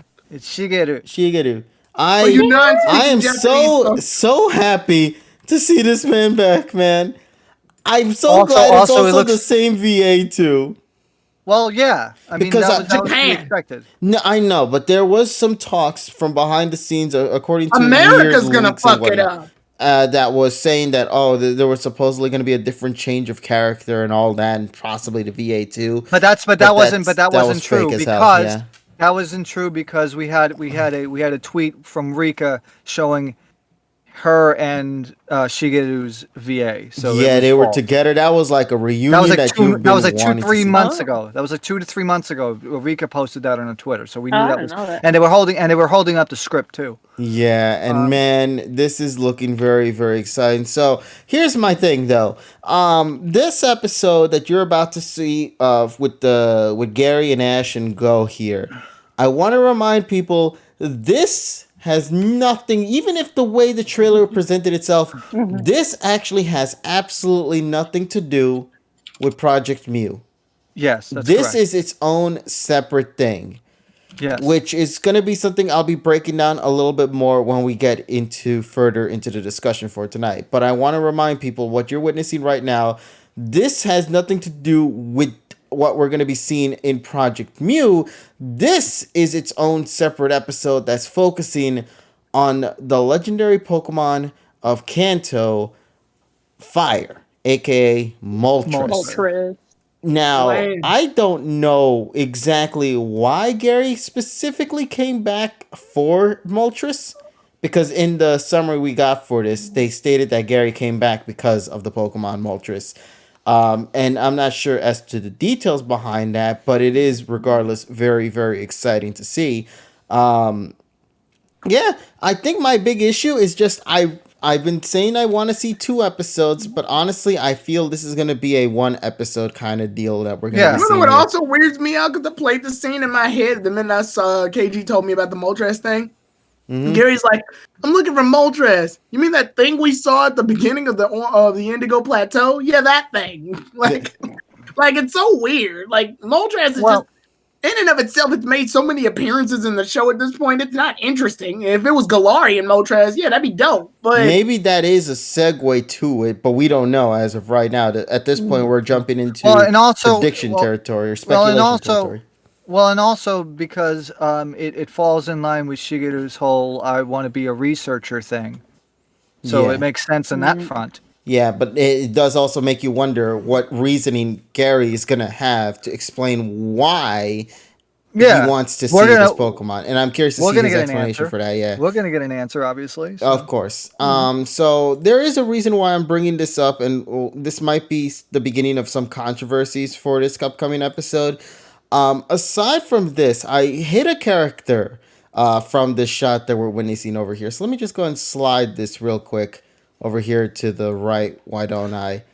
And Dun, dun, as you can dun. see, Mr. Monkey Man Infernape is also going to be present in this upcoming episode as The funny well. thing is, I didn't even see him the first time. I Like, didn't. like, Okay, I Oh, want I to bring did. this I up was because it was like literally because he was literally that scene was on the screen for maybe about 10 frames. yeah, because Like, it was so during quick. the segment when they were just bouncing between scene after scene after you scene don't after do scene that at the thing very that other beginning. people do when they are obsessed and pause after every fucking frame. I had to go to work soon.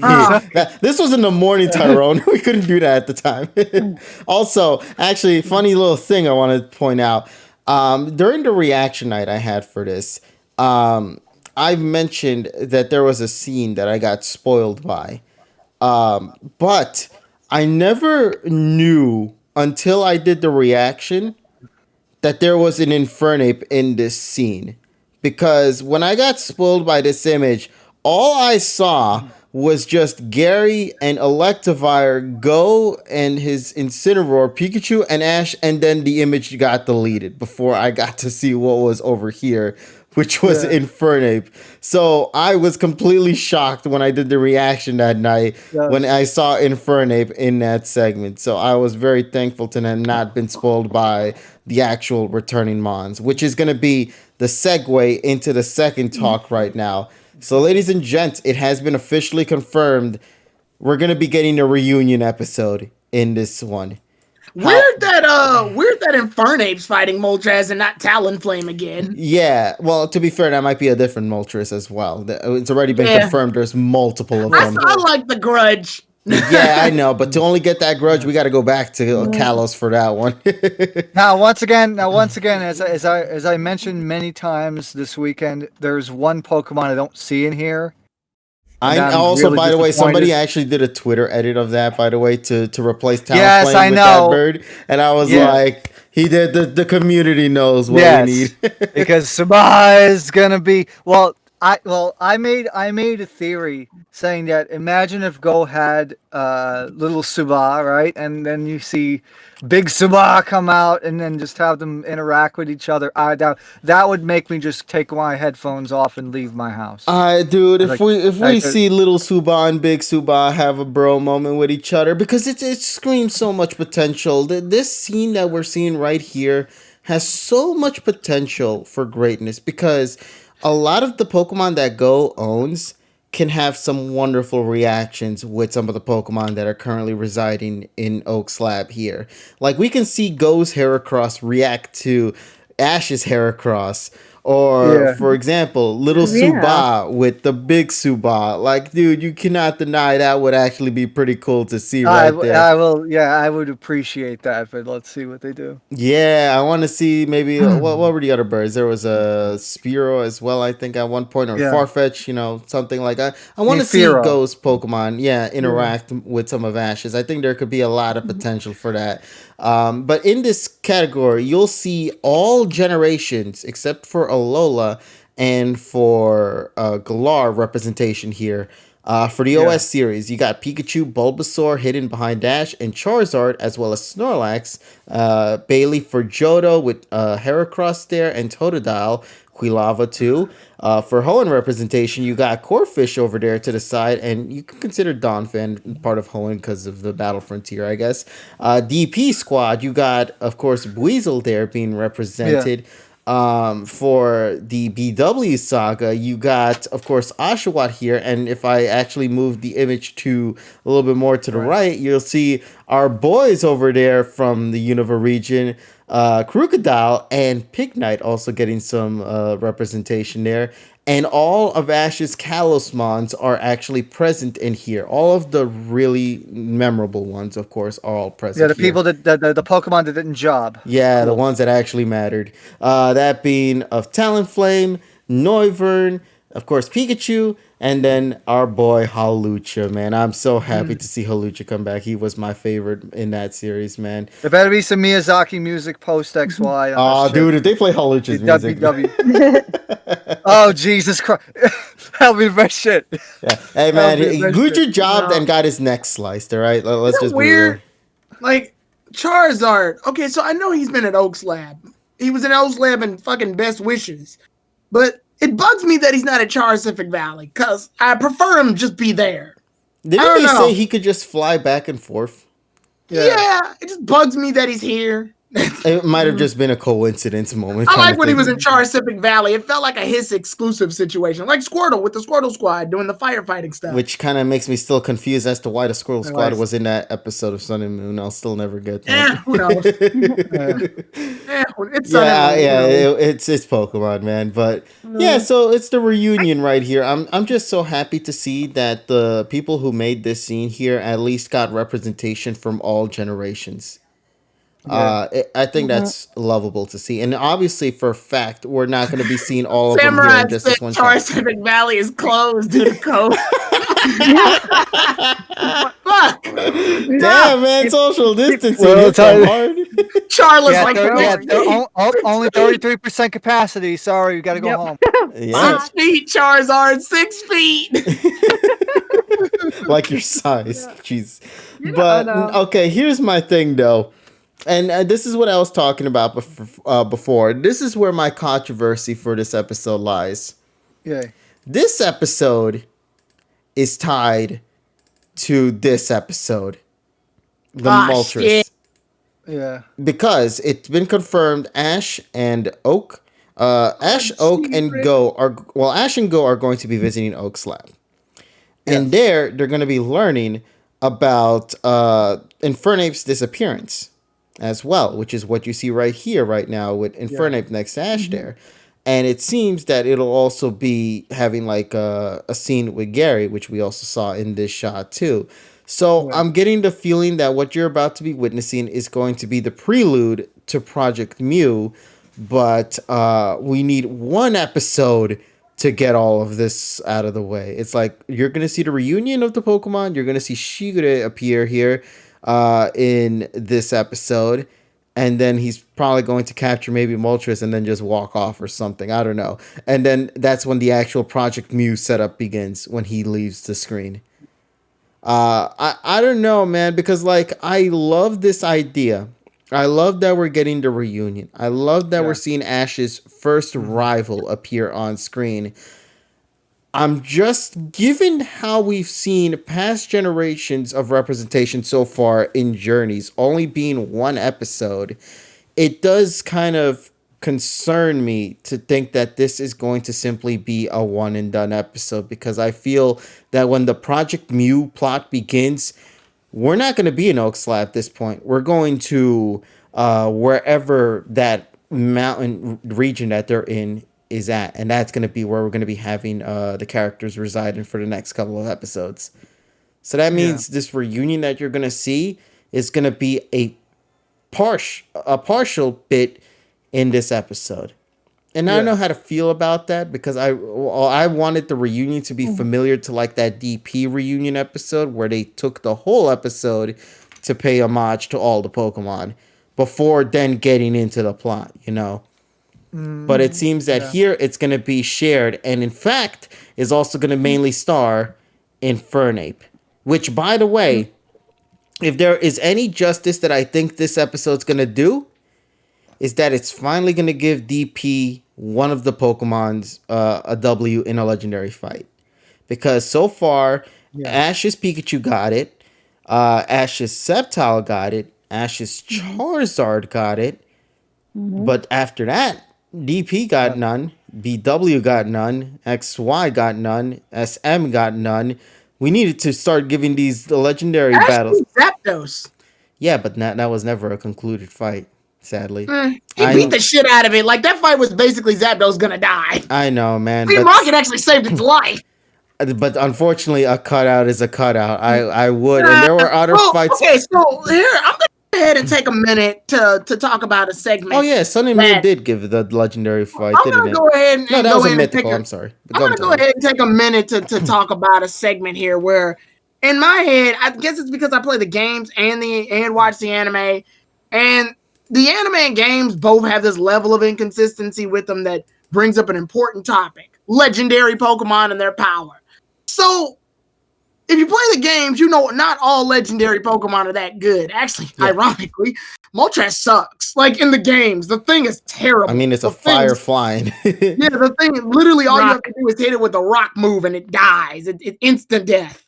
So, like, gaining a status of beating a legendary Pokemon to me lost meaning a long time ago.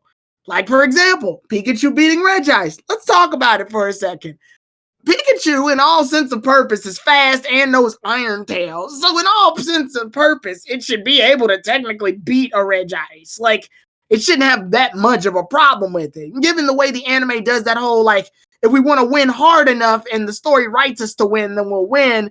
It's very hard to measure the strength of a legendary. For fuck's sake, Fletchinder was fighting on par with Moltres before it even evolved into Talonflame. The only reason it lost that fight was because it got hit by Fire Blast protecting Ash.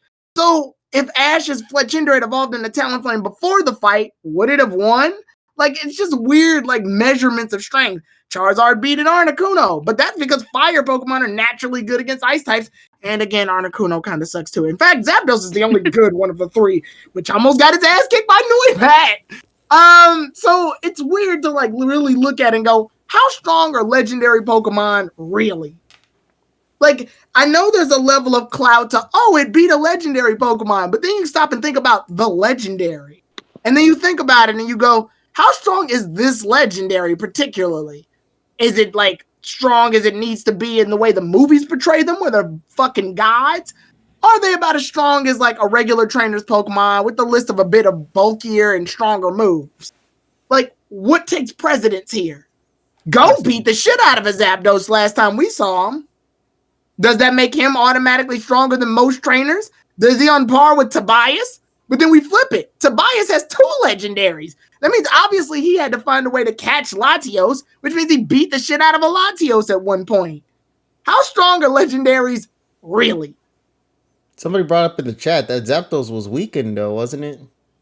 I believe it was exerting a lot of because it electricity. was. I mean, like that Yeah, kind it of was brings the stored. point of what I'm trying to say is like, it's not Dragon Ball Z where suddenly if you beat something with a high power level, then suddenly that means your numbers are high. Pokemon have all sorts of variables. If you hit Pikachu hard enough with its low defenses, then it'll eventually just get knocked out. Or if it's taken off guard, if it's misdirected by one of Ash's bad moves or good moves in some cases, if it's hitting a weak spot, if there's a critical hit or rather than a regular hit, if there's an attack where like it's completely blindsided, if there's an attack that happened that does double damage than it was supposed to due to weather conditions or something like that, there's so many different variables to look into. There's no real power scaling for Pokemon. So it's hard to say whether or not a Pokemon can beat a legendary and it counts as like, oh, well, yeah, that means it's super strong. If Go beat Zapdos, then that tells me that, oh, it must be a different Zapdos than the Zapdos from, like, say, Pokemon Movie 2000, which was big as fuck and had the ability to shatter shit with its ground or electric powers. It's harder to scale powers because Pokemon doesn't really rely on scale powers. Pokemon's entire theme is, can you use these 6 Pokemon in strategic ways to beat a challenge? It's why there's so many different Pokemon. I don't know. It's a weird thought I've had. And I might make a video like tackling this, but it's just a thought I've always had in my mind is, this beat a legendary. And I'm like, okay. So, Reboot beat a legendary. Under that logic, is Reboot stronger than Charizard? Like, what? This does kind of feel like the games because, I mean, like, think about it. When you encounter a wild Pokemon, no two Pokemon will ever be alike because they'll always Of course not. they'll have, what is it, the different natures, so therefore it'll And have the different IVs. stats. Different Also, IVs. Yeah, also in the anime, Zapdos gets the shit kicked out of it every time it shows up. I made a joke about it that went viral on Twitter one time. so yeah, it's just I guess the random factor of it. Honestly, I really don't know where that. Also, Could go. Suicune sucks. Let's point that out. But to be fair, everybody knew that, man. Yeah, Go caught the worst Suicune on the planet, which you didn't put in this effort. It's a water Pokemon, and he didn't even show up. You wanted Suicune to be I on don't a want to do fucking water I slide? kind of wanted you to stop Suicune drowning. Like, why is it drowning? So we can recreate fucking the lovely boy scene from fucking movie 7 where they're going down the fucking slide and shit. And it's a giant ass Suicune that's with them.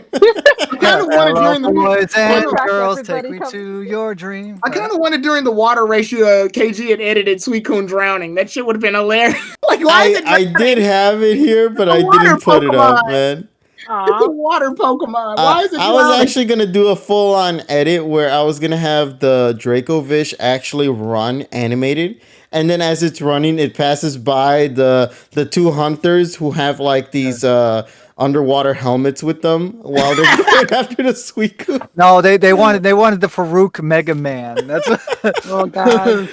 But I didn't have the chance to get that up on time, so therefore I didn't put it up here. But that was something in mind. Instead, I was working on that other edit instead, where I was like, "Well, you know that joke we did last week about like if go through a bunch of Pokeballs?" yep. Yeah, if you follow my Twitter, you'll know what I did for that. That was a funny joke. I like that. Yeah, I love that. That was a good one. I'm glad we can give closure to that joke now. Yes, don't indeed. worry, I'll right. give closure to this joke probably next week then. Okay, so with that being said, let's start talking about the other parts of the trailer because there's a lot of stuff. There's a lot of stuff. Yeah. All right, let's talk about the most important thing, in my opinion. Probably the best thing about this upcoming preview. Ash's Dragonite gives a hug to Iris. Man, it's so fucking adorable. I love it. Oh, and she's also champion too. But it's the Dragonite though, man. I love how it's hugging Iris, man. The audience actually helped. Well, the fans actually helped me out with this. So I looked at Iris in champion form, and I'm like, wait a second. When she's introduced, isn't she in regular form? I'm guessing that, like, from what I've been told, it looks like she's challenging Ash to a fight. So when they get to the area to do the Pokemon World Champions, she changes clothes and becomes Champion Iris at that point. Which makes sense. Then I got that. That makes her sense. battle attire, you could say. Yeah, basically. Yeah, it's basically her way of getting her battle ready. That's fine. I can accept that. Because I'm like, wait a minute, is Iris appearing twice? Or is it just a weird inconsistency with how they decided to draw Iris this episode? No. Here's the thing, though. I made a speculation on the reaction night when I saw this, and I thought this would be a beautiful way to close off Iris's character. Because I think it's kind of beautiful in a way that, like, if you were to think Iris became a champion for the first time and you're witnessing it here in this moment, and then you discovered that Iris actually specifically asked for Ash to be her first opponent as a champion without realizing that Ash also had managed to make his way into becoming a champion as well. So what you're witnessing basically are two champions duking it out against one another, but Iris is going to be having her first champion battle against Ash, a traveling companion of hers. And I really would love if that was the case. Somebody mentioned it's probably not going to be, but I would really love if that was to be the case. We won't know fully until the episode drops, but I just love that she's developed to this point that she's like wanting to finally fight Ash in a way that we've never seen her fight Ash before. And I applaud them for going that route. It was something that was long overdue. And honestly, you could find this episode similar to how I found the Sun and Moon episode with that series, like an epilogue to the Sun and Moon saga. This could be Iris's closure episode because she never Iris, got one. Wait a minute, Iris. How did you become the champion? Because the writer wrote me that way. Oh, okay. But actually, the journey starts to do. but to be fair, as people pointed out, Defender pointed out that she's still aiming to be a champion, so she's not. A champion.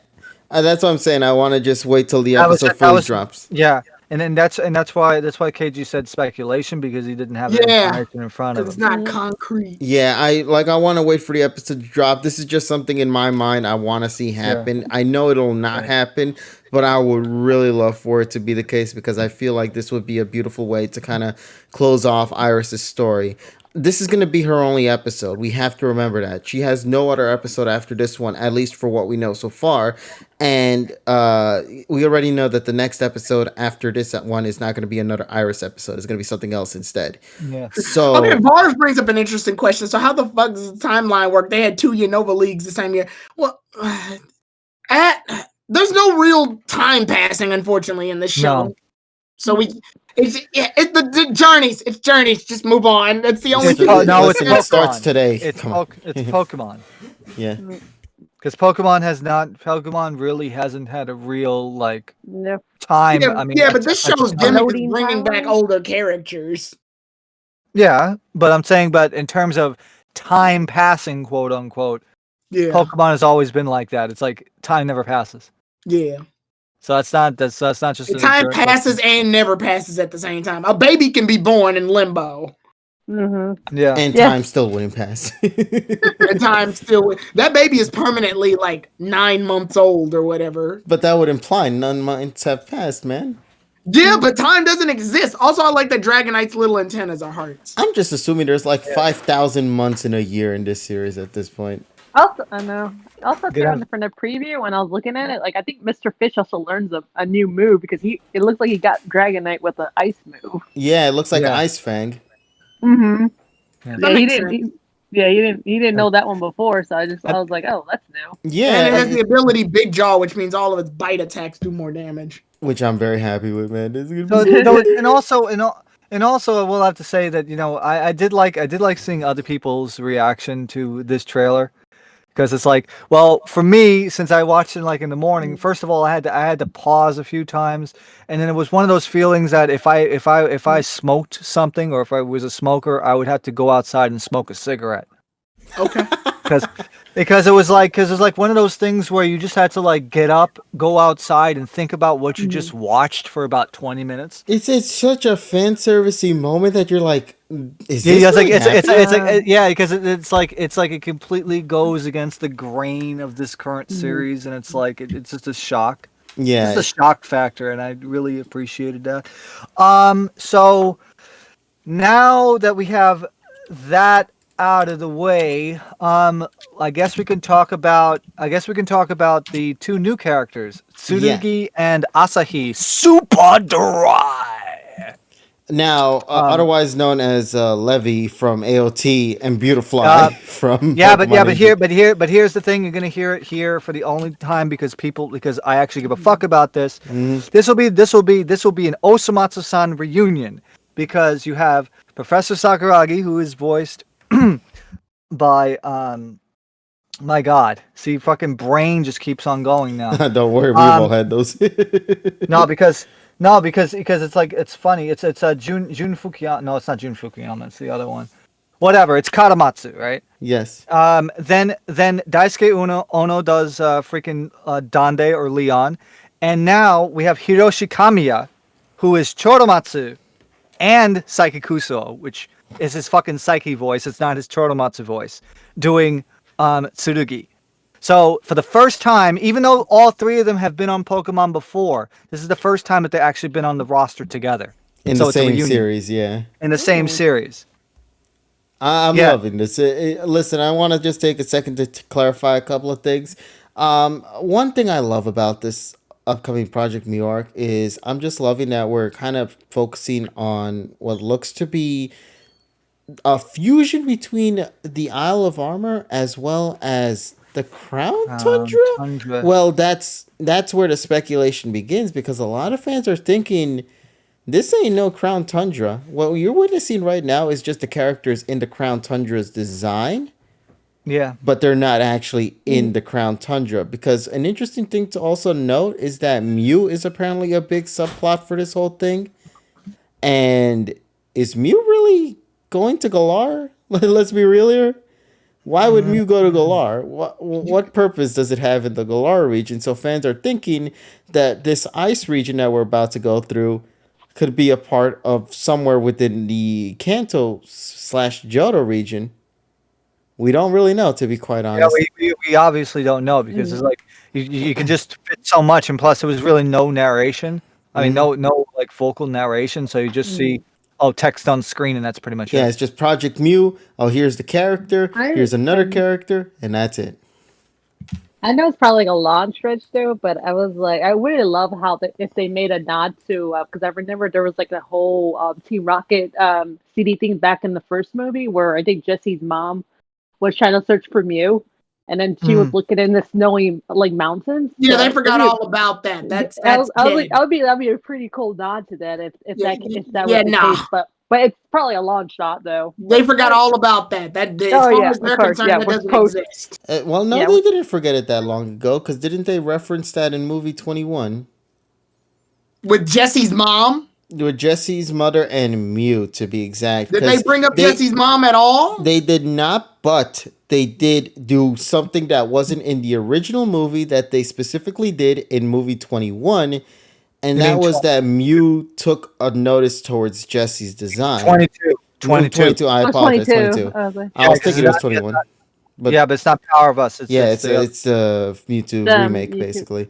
yes. But there was a scene where Mew specifically took a look at Jessie in particular. Out of all the characters that were present there, she took a notice to Jessie that wasn't actually in the original film when that first dropped. And that was supposed to be an indication towards the fact that this Mew had seen this character in a way Strike before. Back Evolution. It's 22. Yeah, it's 22. The Mewtwo remake, and that being that Jesse's mother has a similar design to that of Jesse, so that's what was going on. So the thing is, as we stated before, this is a super stretch. We'll never in the wildest dreams that's ever stretching see thin. Jesse's mother get addressed. Also because I don't see Team Rocket anywhere here in this trailer Nope. as well, aside They're from MIA. like one frame. You're in a fucking car. They're in a Yeah, fucking. that's what I'm saying. Aside That's the from like only- one that's the only frame or scene. scene, it was so weird. I don't know what the hell's going on over there, but yeah. So Maybe they got Mew in the back of the truck.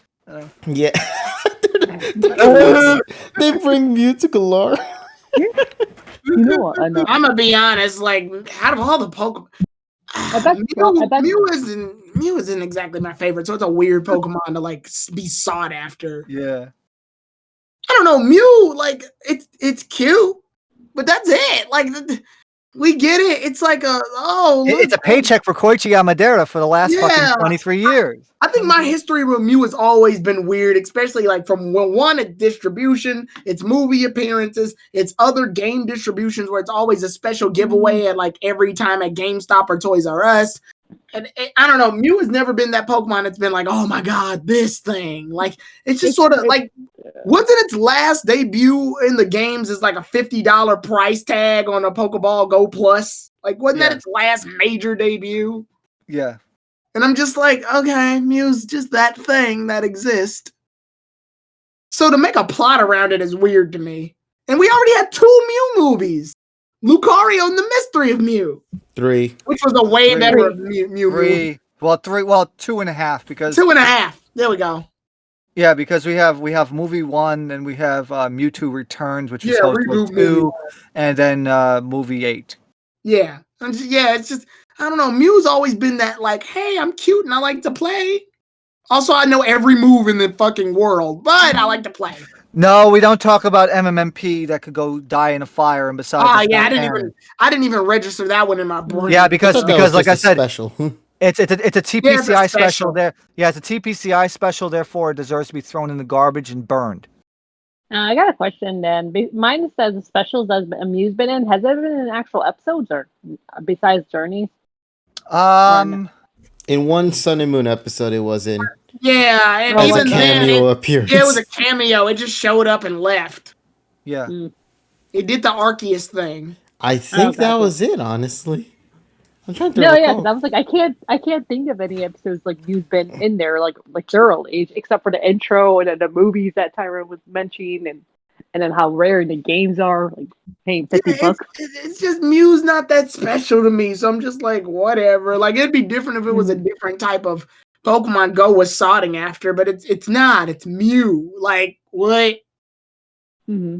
Well, I mean, to be fair, it is an interesting Pokemon because it contains the DNA of all living creatures out there. Yeah, it's just they never explored that topic enough to really. I wish Go would go for Arceus or something. That'd be fucking dope. I want to go for the god of Pokemon. No, he needs to catch Arceus before he catches Mew, though. Let's just keep that in mind. So he can do nothing because he's caught 2 legendaries and they do absolutely nothing. Messy. Not even the Japanese VAs could say that's special, so it deserves to be thrown. Yeah, I didn't even think about that special. Listen, man, we need Go to catch Arceus first because that also some of the worst key animation that you will ever fucking see in your life. Really? No.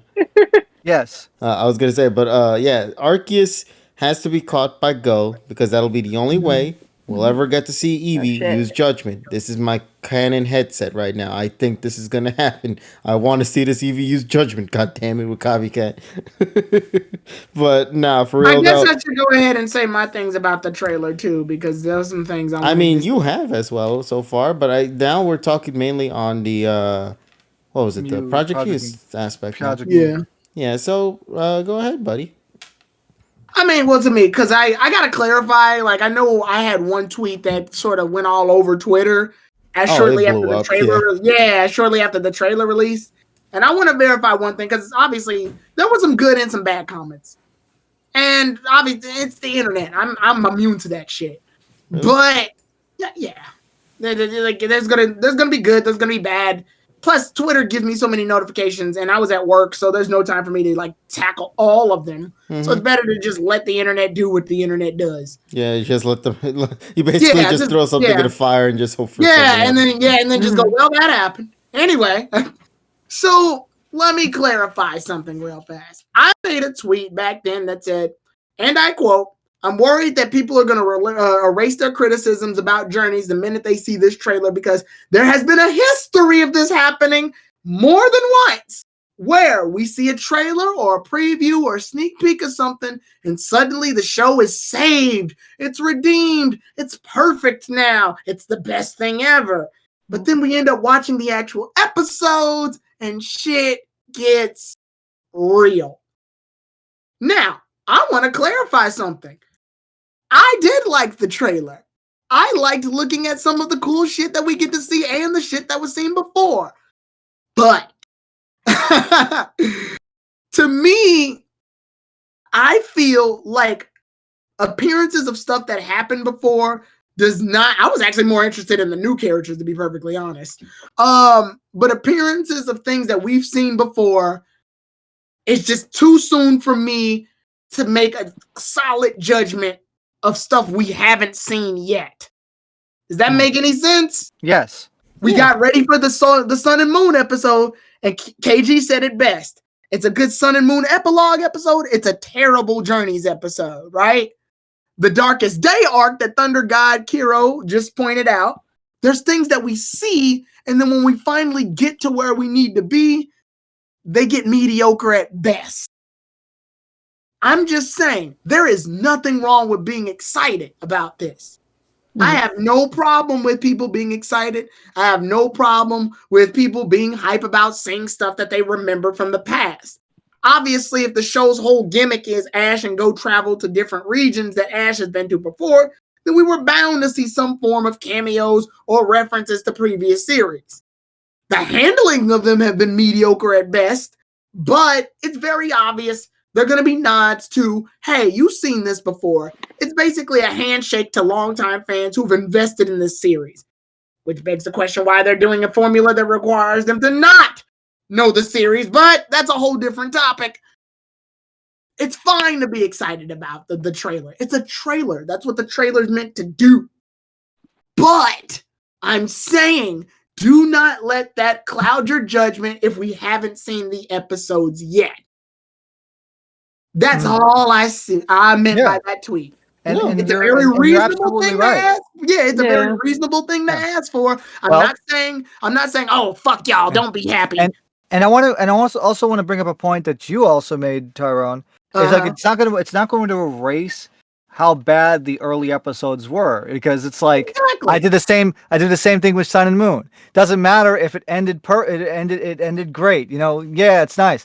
But it's not going to take away the fact that I had to fucking suffer through all that shit to get where I was, to get where I was with that series. Yeah. Yes. So like I said, it's different. It's different for me because 2019 isn't as bad as Sun and Moon for me in terms of me actually being invested in watching the series. Mm-hmm. Yeah, I mean, to be fair, any Pokemon series has flaws. I think we could all agree on that. Yeah, it's just that it's the person's individual mindset that's actually going in and watching it.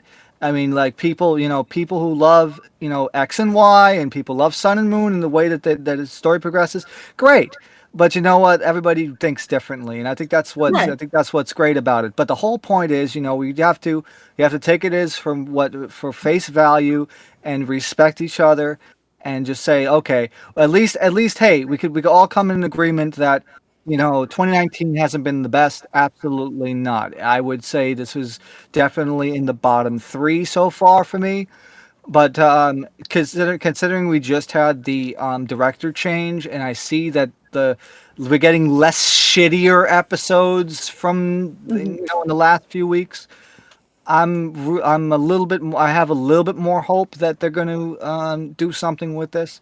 So we just gotta wait and see. I'm waiting for bated breath, but I'm excited that I get to hear fucking Psychicuso in the fucking Pokemon anime. Be excited for the trailer. That's fine. I'm just saying, don't let the trailer be your image of the show. Because once you do that, we run into a recent Mortal Kombat situation where everybody got hyped for the fucking trailer, and the split second the movie came out, everybody's like, that movie fucking sucked. And I was like, I could have told you that. Yeah, everybody. Just like Mortal Kombat Annihilation. The only good thing was the fucking intro music. Literally, everybody came in. Everybody came in, and I think there was a joke on Facebook where they were like, one Mortal Kombat movie adult ticket, please, 1 hour and 50 minutes later. I would like a refund of one Mortal Kombat. I want my HBO fund back, man, damn it. It's so stupid. But I agree 100% though. Yeah, don't let the trailer than the actual product. If we can pull anything out of this, and KG said this a long time ago, back when we were hyped for like the Serena and Ash date episode, and the internet almost got torn apart because they didn't fucking make out or some shit. Oh god. It's Don't- a fucking show. Yes, don't let the trailer make the episodes for you, because the trailer is going to put an image in your head, and you're going to wind up writing a better episode than what you're going to get. Yeah. Period. That's all I gotta say. Yeah, look how they structured this trailer. Notice how they had Project Mew, and then they showed Gary, like as if Rip. he's actually gonna be in that. You know what? Rip. You know what actually was? It reminded me of Journey's preview from last year that did the Sobble thing, where it made it look like it was going to Ash. Remember that trailer? When all you guys kept saying that Ash was gonna get that Sobble because you heard Ash spoke a line when Sobble was on screen. When I kept telling you guys that ain't gonna happen, look what came out of that. Yeah. That's exactly what we're implying right here with this.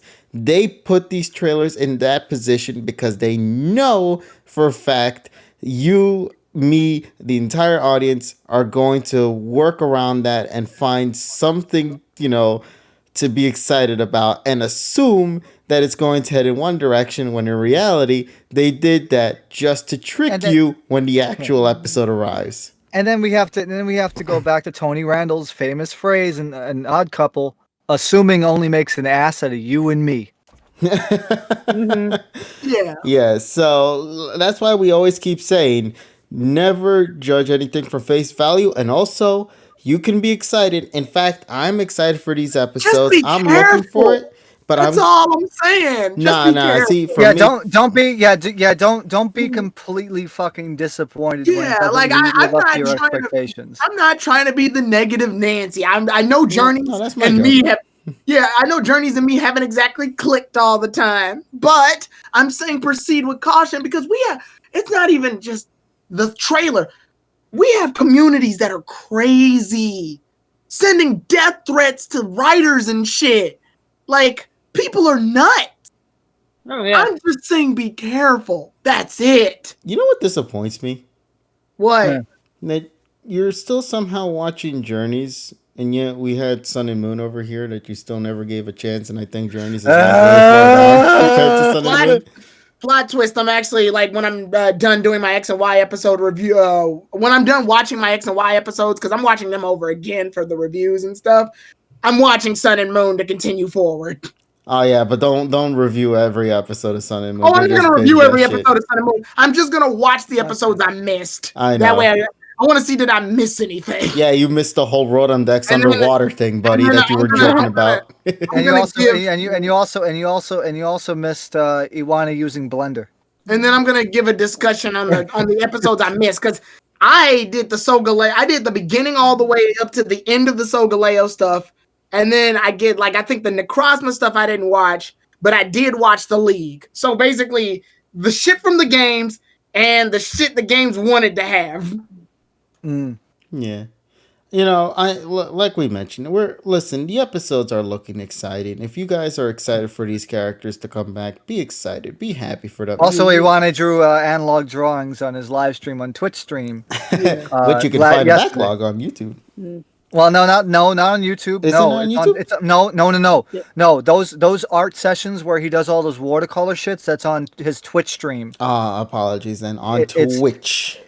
Yeah, no, it's Twit stream. It's a Japanese service. Isn't that twit.c? Or... No, it's Twitcasting. Oh, It's that's why it Twitcasting. confused me. It's twitcasting.tv/animator1965. So he streams it and uploads in different places. Twitcasting, yeah, Twitcasting. Yeah, no, he streams it live, and then the thing gets recorded, but it might not be for like another day after he streams it. But he was actually he drew beautiful. He drew like pretty looking Takashi last week, and this week he drew the new characters Tsurugi and Asahi. We need to give more credit to Iwane. I don't know how this man has time to stream, to upload, to work on episodes, to key animate solo episodes, and do all And this. then he does all like Blender tutorials and fucking He's Clip Art even Studio. learning things as he's with doing fucking these. After Effects and shit. Yeah. Yeah, he's still learning things in the meantime. Never say that there is never any time for you, because if this man can do all this even in his free time, then I'm pretty confident many out there Anybody else it. can do it. Yeah, Exactly. if you say you don't have free time, you have time. You have Yep. time. That's You the got enough saying. time to say you got enough time to say you don't have time. Exactly. So Pretty much. take that time and use it, man. Even if it's just for a few seconds, those few seconds can be valuable depending on how you go for it. Look at Iwane, man. Iwane became one of the most iconic animators within the Pokemon anime scene, and for good reason too. So yeah. Once again, this arc looks exciting, looks very promising. Yes. I'm very looking forward to it. But just go into it with, no, I wouldn't say low expectations. Just look at it in the right mindset. Don't let the Be hype positive, eat but you. be careful. Yeah, don't let the hype fool you. I mean, yeah, Everything can you get always hyped look for like 5 deceiving. minutes, and then it's just like, yeah, then you have to have realistic Yeah, look at expectations. these episodes that came out beforehand. The Sun and Moon episode, the Karina episode. They're not really talked much about after they came out, and they're just sort of there. The Chuck episode. Yeah, they're just sort of there. I'm sorry, that was a B episode. Chuck was just there. Yeah, but you get the point, right? Like these episodes don't seem to really do much. They're just there to be there, and it doesn't feel No, like. Azure Samurai. No, Iwane was born in '65, so that means he's like 56. He's gonna be 56 this year. Dang. Happy And 56th birthday. yeah, I mean, you look at how much shit he's done and how much shit he does, and it's just crazy though. If you haven't watched his live stream on Twitcasting, he draws like a whole freaking frame in like 10, 15 minutes, and it's like people would be lucky to draw one frame in like an hour. Go Yeah. to bed. What y'all doing? We kind of forgot Talking? times. What You time got is it time? actually? Oh, How you wait. going, KG? Oh, I'm doing fine. Let me see. What time is it? It's turn Well, on to be fair, o'clock. Oh, I still well, haven't to even be- set the clock. It's hold on Well, a to be second. fair, to be fair, we started like 3 minutes late, so ending it like 7 minutes later or 10 minutes I later. knew I should have fixed this clock. I mean, well, and also we're talking about the big thing that people wanted us to talk about, which was the trailer. Yeah. Yeah, and overall, it was greatly put together. I love the damn music. Come on, Fighting? Galar Gym theme combined with 1, 2, 3. Oh, by the way, going back to the fucking episode, and I forgot to fucking mention this. During the race scene, you actually hear the 1, 2, 3 Karage sisters instrumental until the bridge, and in the bridge they put the lyrical version on it. So there we go. There's an addendum. Yeah, there's like a little mix on that one. When are we gonna get that instrumental version? No, that's the real question. Probably never, unfortunately. Masako Mima gets all props. Damn it. Um, All right, but first of all, hello, buddy. How you doing, Tro? You're doing fine, buddy. I mean Doritos. I'm alright. Are they Doritos! spicy Oh, bag of habaneros? Doritos. At 10 years old. So I want to give my congratulations to Tyrone. Again? What'd I do? What did he do? What What was do you your mean? What achievement? did you know what you did? You did it Ah. yesterday. Oh, yeah. Digimon. Yeah. that. Digimon, yeah. Wow, damn, he completely. No, I he thought talked you about it were- earlier in the stream. No, I Somebody thought you meant in somebody just fucking blew up something in my backyard. Hold on, did I get a notification for that? Well, I thought you No. meant in the context of what we were just talking about. Sorry. Oh no, sorry. No. Congratulations on the 8-hour stream. Oh yeah, Yeah, that's congratulations. X And balls. then congratulations on beating the game. Yeah, And, that's over. Persona what- 5. Persona said you- 5 Royal. You said that's Saturday and Sunday. Saturday and Sunday, yes. What time is it on Saturday? On Saturday, it's going to be at 5 p.m. Central. That way, it'll be 4 hours, and then we'll transition into your stream, and then Sunday it's 7 p.m. to 11 p.m. So that's the normal time that Digimon would have been. And on That'd be Throwdown, around, yeah, that'd be and then around 6 my time on Saturday. yeah, and then Throwdown Thursday, Digimon is gone, but there's one more thing we got to do. Oh no, yeah, I heard from last night. Yeah, You we're were gonna like, fight the you guys people gonna fight online viewers? now. Yeah, the viewers. Yep, time to fight the viewers, and then we'll be done with Digimon forever. At least Nice. until Alright. after's memory. Okay. I think you're exhausted. And while Tyrone is plugging his shit, I'm gonna plug my shit as well. So Well, we're not on stream, right? yes, we are. Yeah. Are we? Yeah. We're Yes. we're Oh, I live. thought y'all had finished. No. No. Yeah, Omnitrix Catherine will still be on Wednesday, and I will buy a thing of wine so that you guys can do the drink points. So Well, no, I it's guess okay. turn off the stream early. Fuck me. No, okay. Yeah, Donnie's put it down there. Tales of Symphonia, Friday night, 9 p.m. Eastern Daylight Time. Right. Now once I finish Tales of Symphonia, we're gonna go into Persona 3 Fest Undub, which is a lot of the the ability to control all of the players. With the exception of May 21st, because as I mentioned before, I will be going to Florida to finally get the hell out of New York. So the only stream you will not get from me is on Friday, May the 21st. I will remind people on that. TSS on Twitch. And for even that. Donnie posted it there as well for both your channel, TSS, as well as Tyrone's channel. So make sure to follow them if you have yet to do on their respective No, channels. I ain't. No, I'm going. I'm gonna go. I'm going for like 6 days to get the fuck out of here. Yeah, for a bit. TSS hates living in New York. I feel like. No, it's just that I haven't traveled anywhere in fucking a year and a half. I Listen, gotta man, go you get somewhere. tired of the same Listen, place that's- after hey, being look. there for so long. Really? I lived my place the whole life. Ain't nothing new. How do you not Persona 3 Fest? There is if you search for it, there is the undubbed version and various things. You just do a Google search.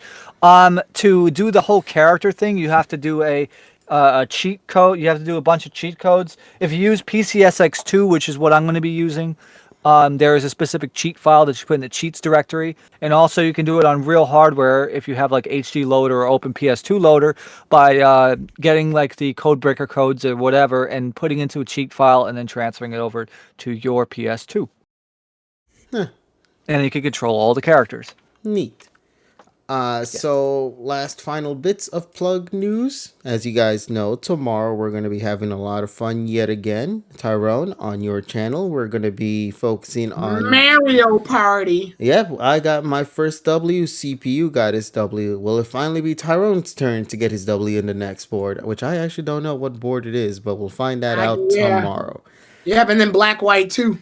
And then the continuation of BW2 will happen tomorrow as well here on this channel yet again. Reminder to everybody that this is my first full playthrough of the B2W2 series. I've never fully completed this game, and we're going to continue to experience that game tomorrow once again. I did catch a certain Pokemon behind the scenes. Of course, he showed up behind the scenes, and I'll show you guys him tomorrow, so make sure to tune in for that as well. Friday, once again, we'll be doing our reactions to the latest episode of PM 2019, as well as doing some other shenanigans in between for that too. So if you guys want to come in and watch our reactions lives and whatnot for that, please tune in on Friday night at 8:30 p.m. Eastern Standard Time. Anything else off the top of my head? No, Monday's just going to be, as you always know, the pods. Tuesdays is going to be the Mayro parodies and the Pokemon's switcheroony. Friday's going to be reactions, and then other things in between if we ever have anything else to add. So make sure to follow us on our respective Twitters to be notified whenever we're going to be doing something on our respective channels. You never know when a Nintendo Direct can suddenly get announced and whatnot. So hell, for all we know, it could be announced tomorrow. And also by the way, State of Play. Did also- y'all mention the State of Play? Ew, no. Also, Yeah, that's also on the I'll make- 29th. No. I'll make the announcement now. Saturday is going to be the bonus stream. It's going to be freaking Snap because and that's happening at 8. And then I'll be playing Snap the week after that. So Tyrone and TSS and me will all be streaming on Saturday. I imagine technically TSS's will be in the middle of Tyrone's stream, bleeding into my stream. So Yeah. make So- your so whatever you decisions want. now. Make your allegiances known. Because normally if it's like Persona, we want to all stick together. But since it's Snap is coming out this week, and that's of course assuming that it's going to be coming here on Friday. If it doesn't happen, then I'll be joining Tyrone most likely if I'm not busy. So Yeah, I'm gonna try to do that too because that's the game I kind of wanted to give. Also because I haven't really seen all the Royal stuff, so the Royal stuff plus I won't know about. I'm playing it on the side too. I just realized this is going to be a very big Atlas week.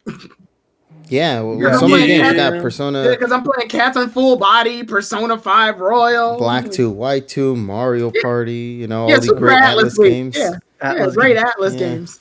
Atlas, yeah. Thanks. Alrighty. It's all right. So let's go call it a wrap Yeah. then, ladies and gents. Yeah. And actually, before I do, let me go and play one little clip that I think pretty much explains everything that has just went down within these past 2 hours.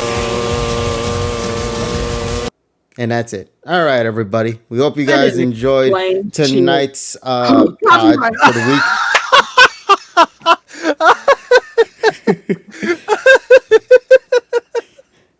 And we hope you guys enjoyed. So, You're going to jail now. yes. Bust uppercut guy. I Let's go. got to save this shit right away, right now, before they spot that shit. All right. So, once again, everybody, we'll talk with all of you guys later in whatever video we make. Take care, everybody. And as always, make sure to have yourselves an awesome day. Have a good night, everybody. And make sure, as TSS, what do you always say? Wash your fucking hands so you don't Wash have to the hear motherfucking Cardi B say her famous phrase. Good night. Oh, man, I'm going to be hearing that shit for That the is next few real. weeks, ain't I? All right. Night, night, everybody. Night night. Night. That's your word, isn't this? I just realized that. She Night, she night. left had a to go. while back. Hey. I'll stay Yeah, up she had to till say fucking- night, night earlier ago.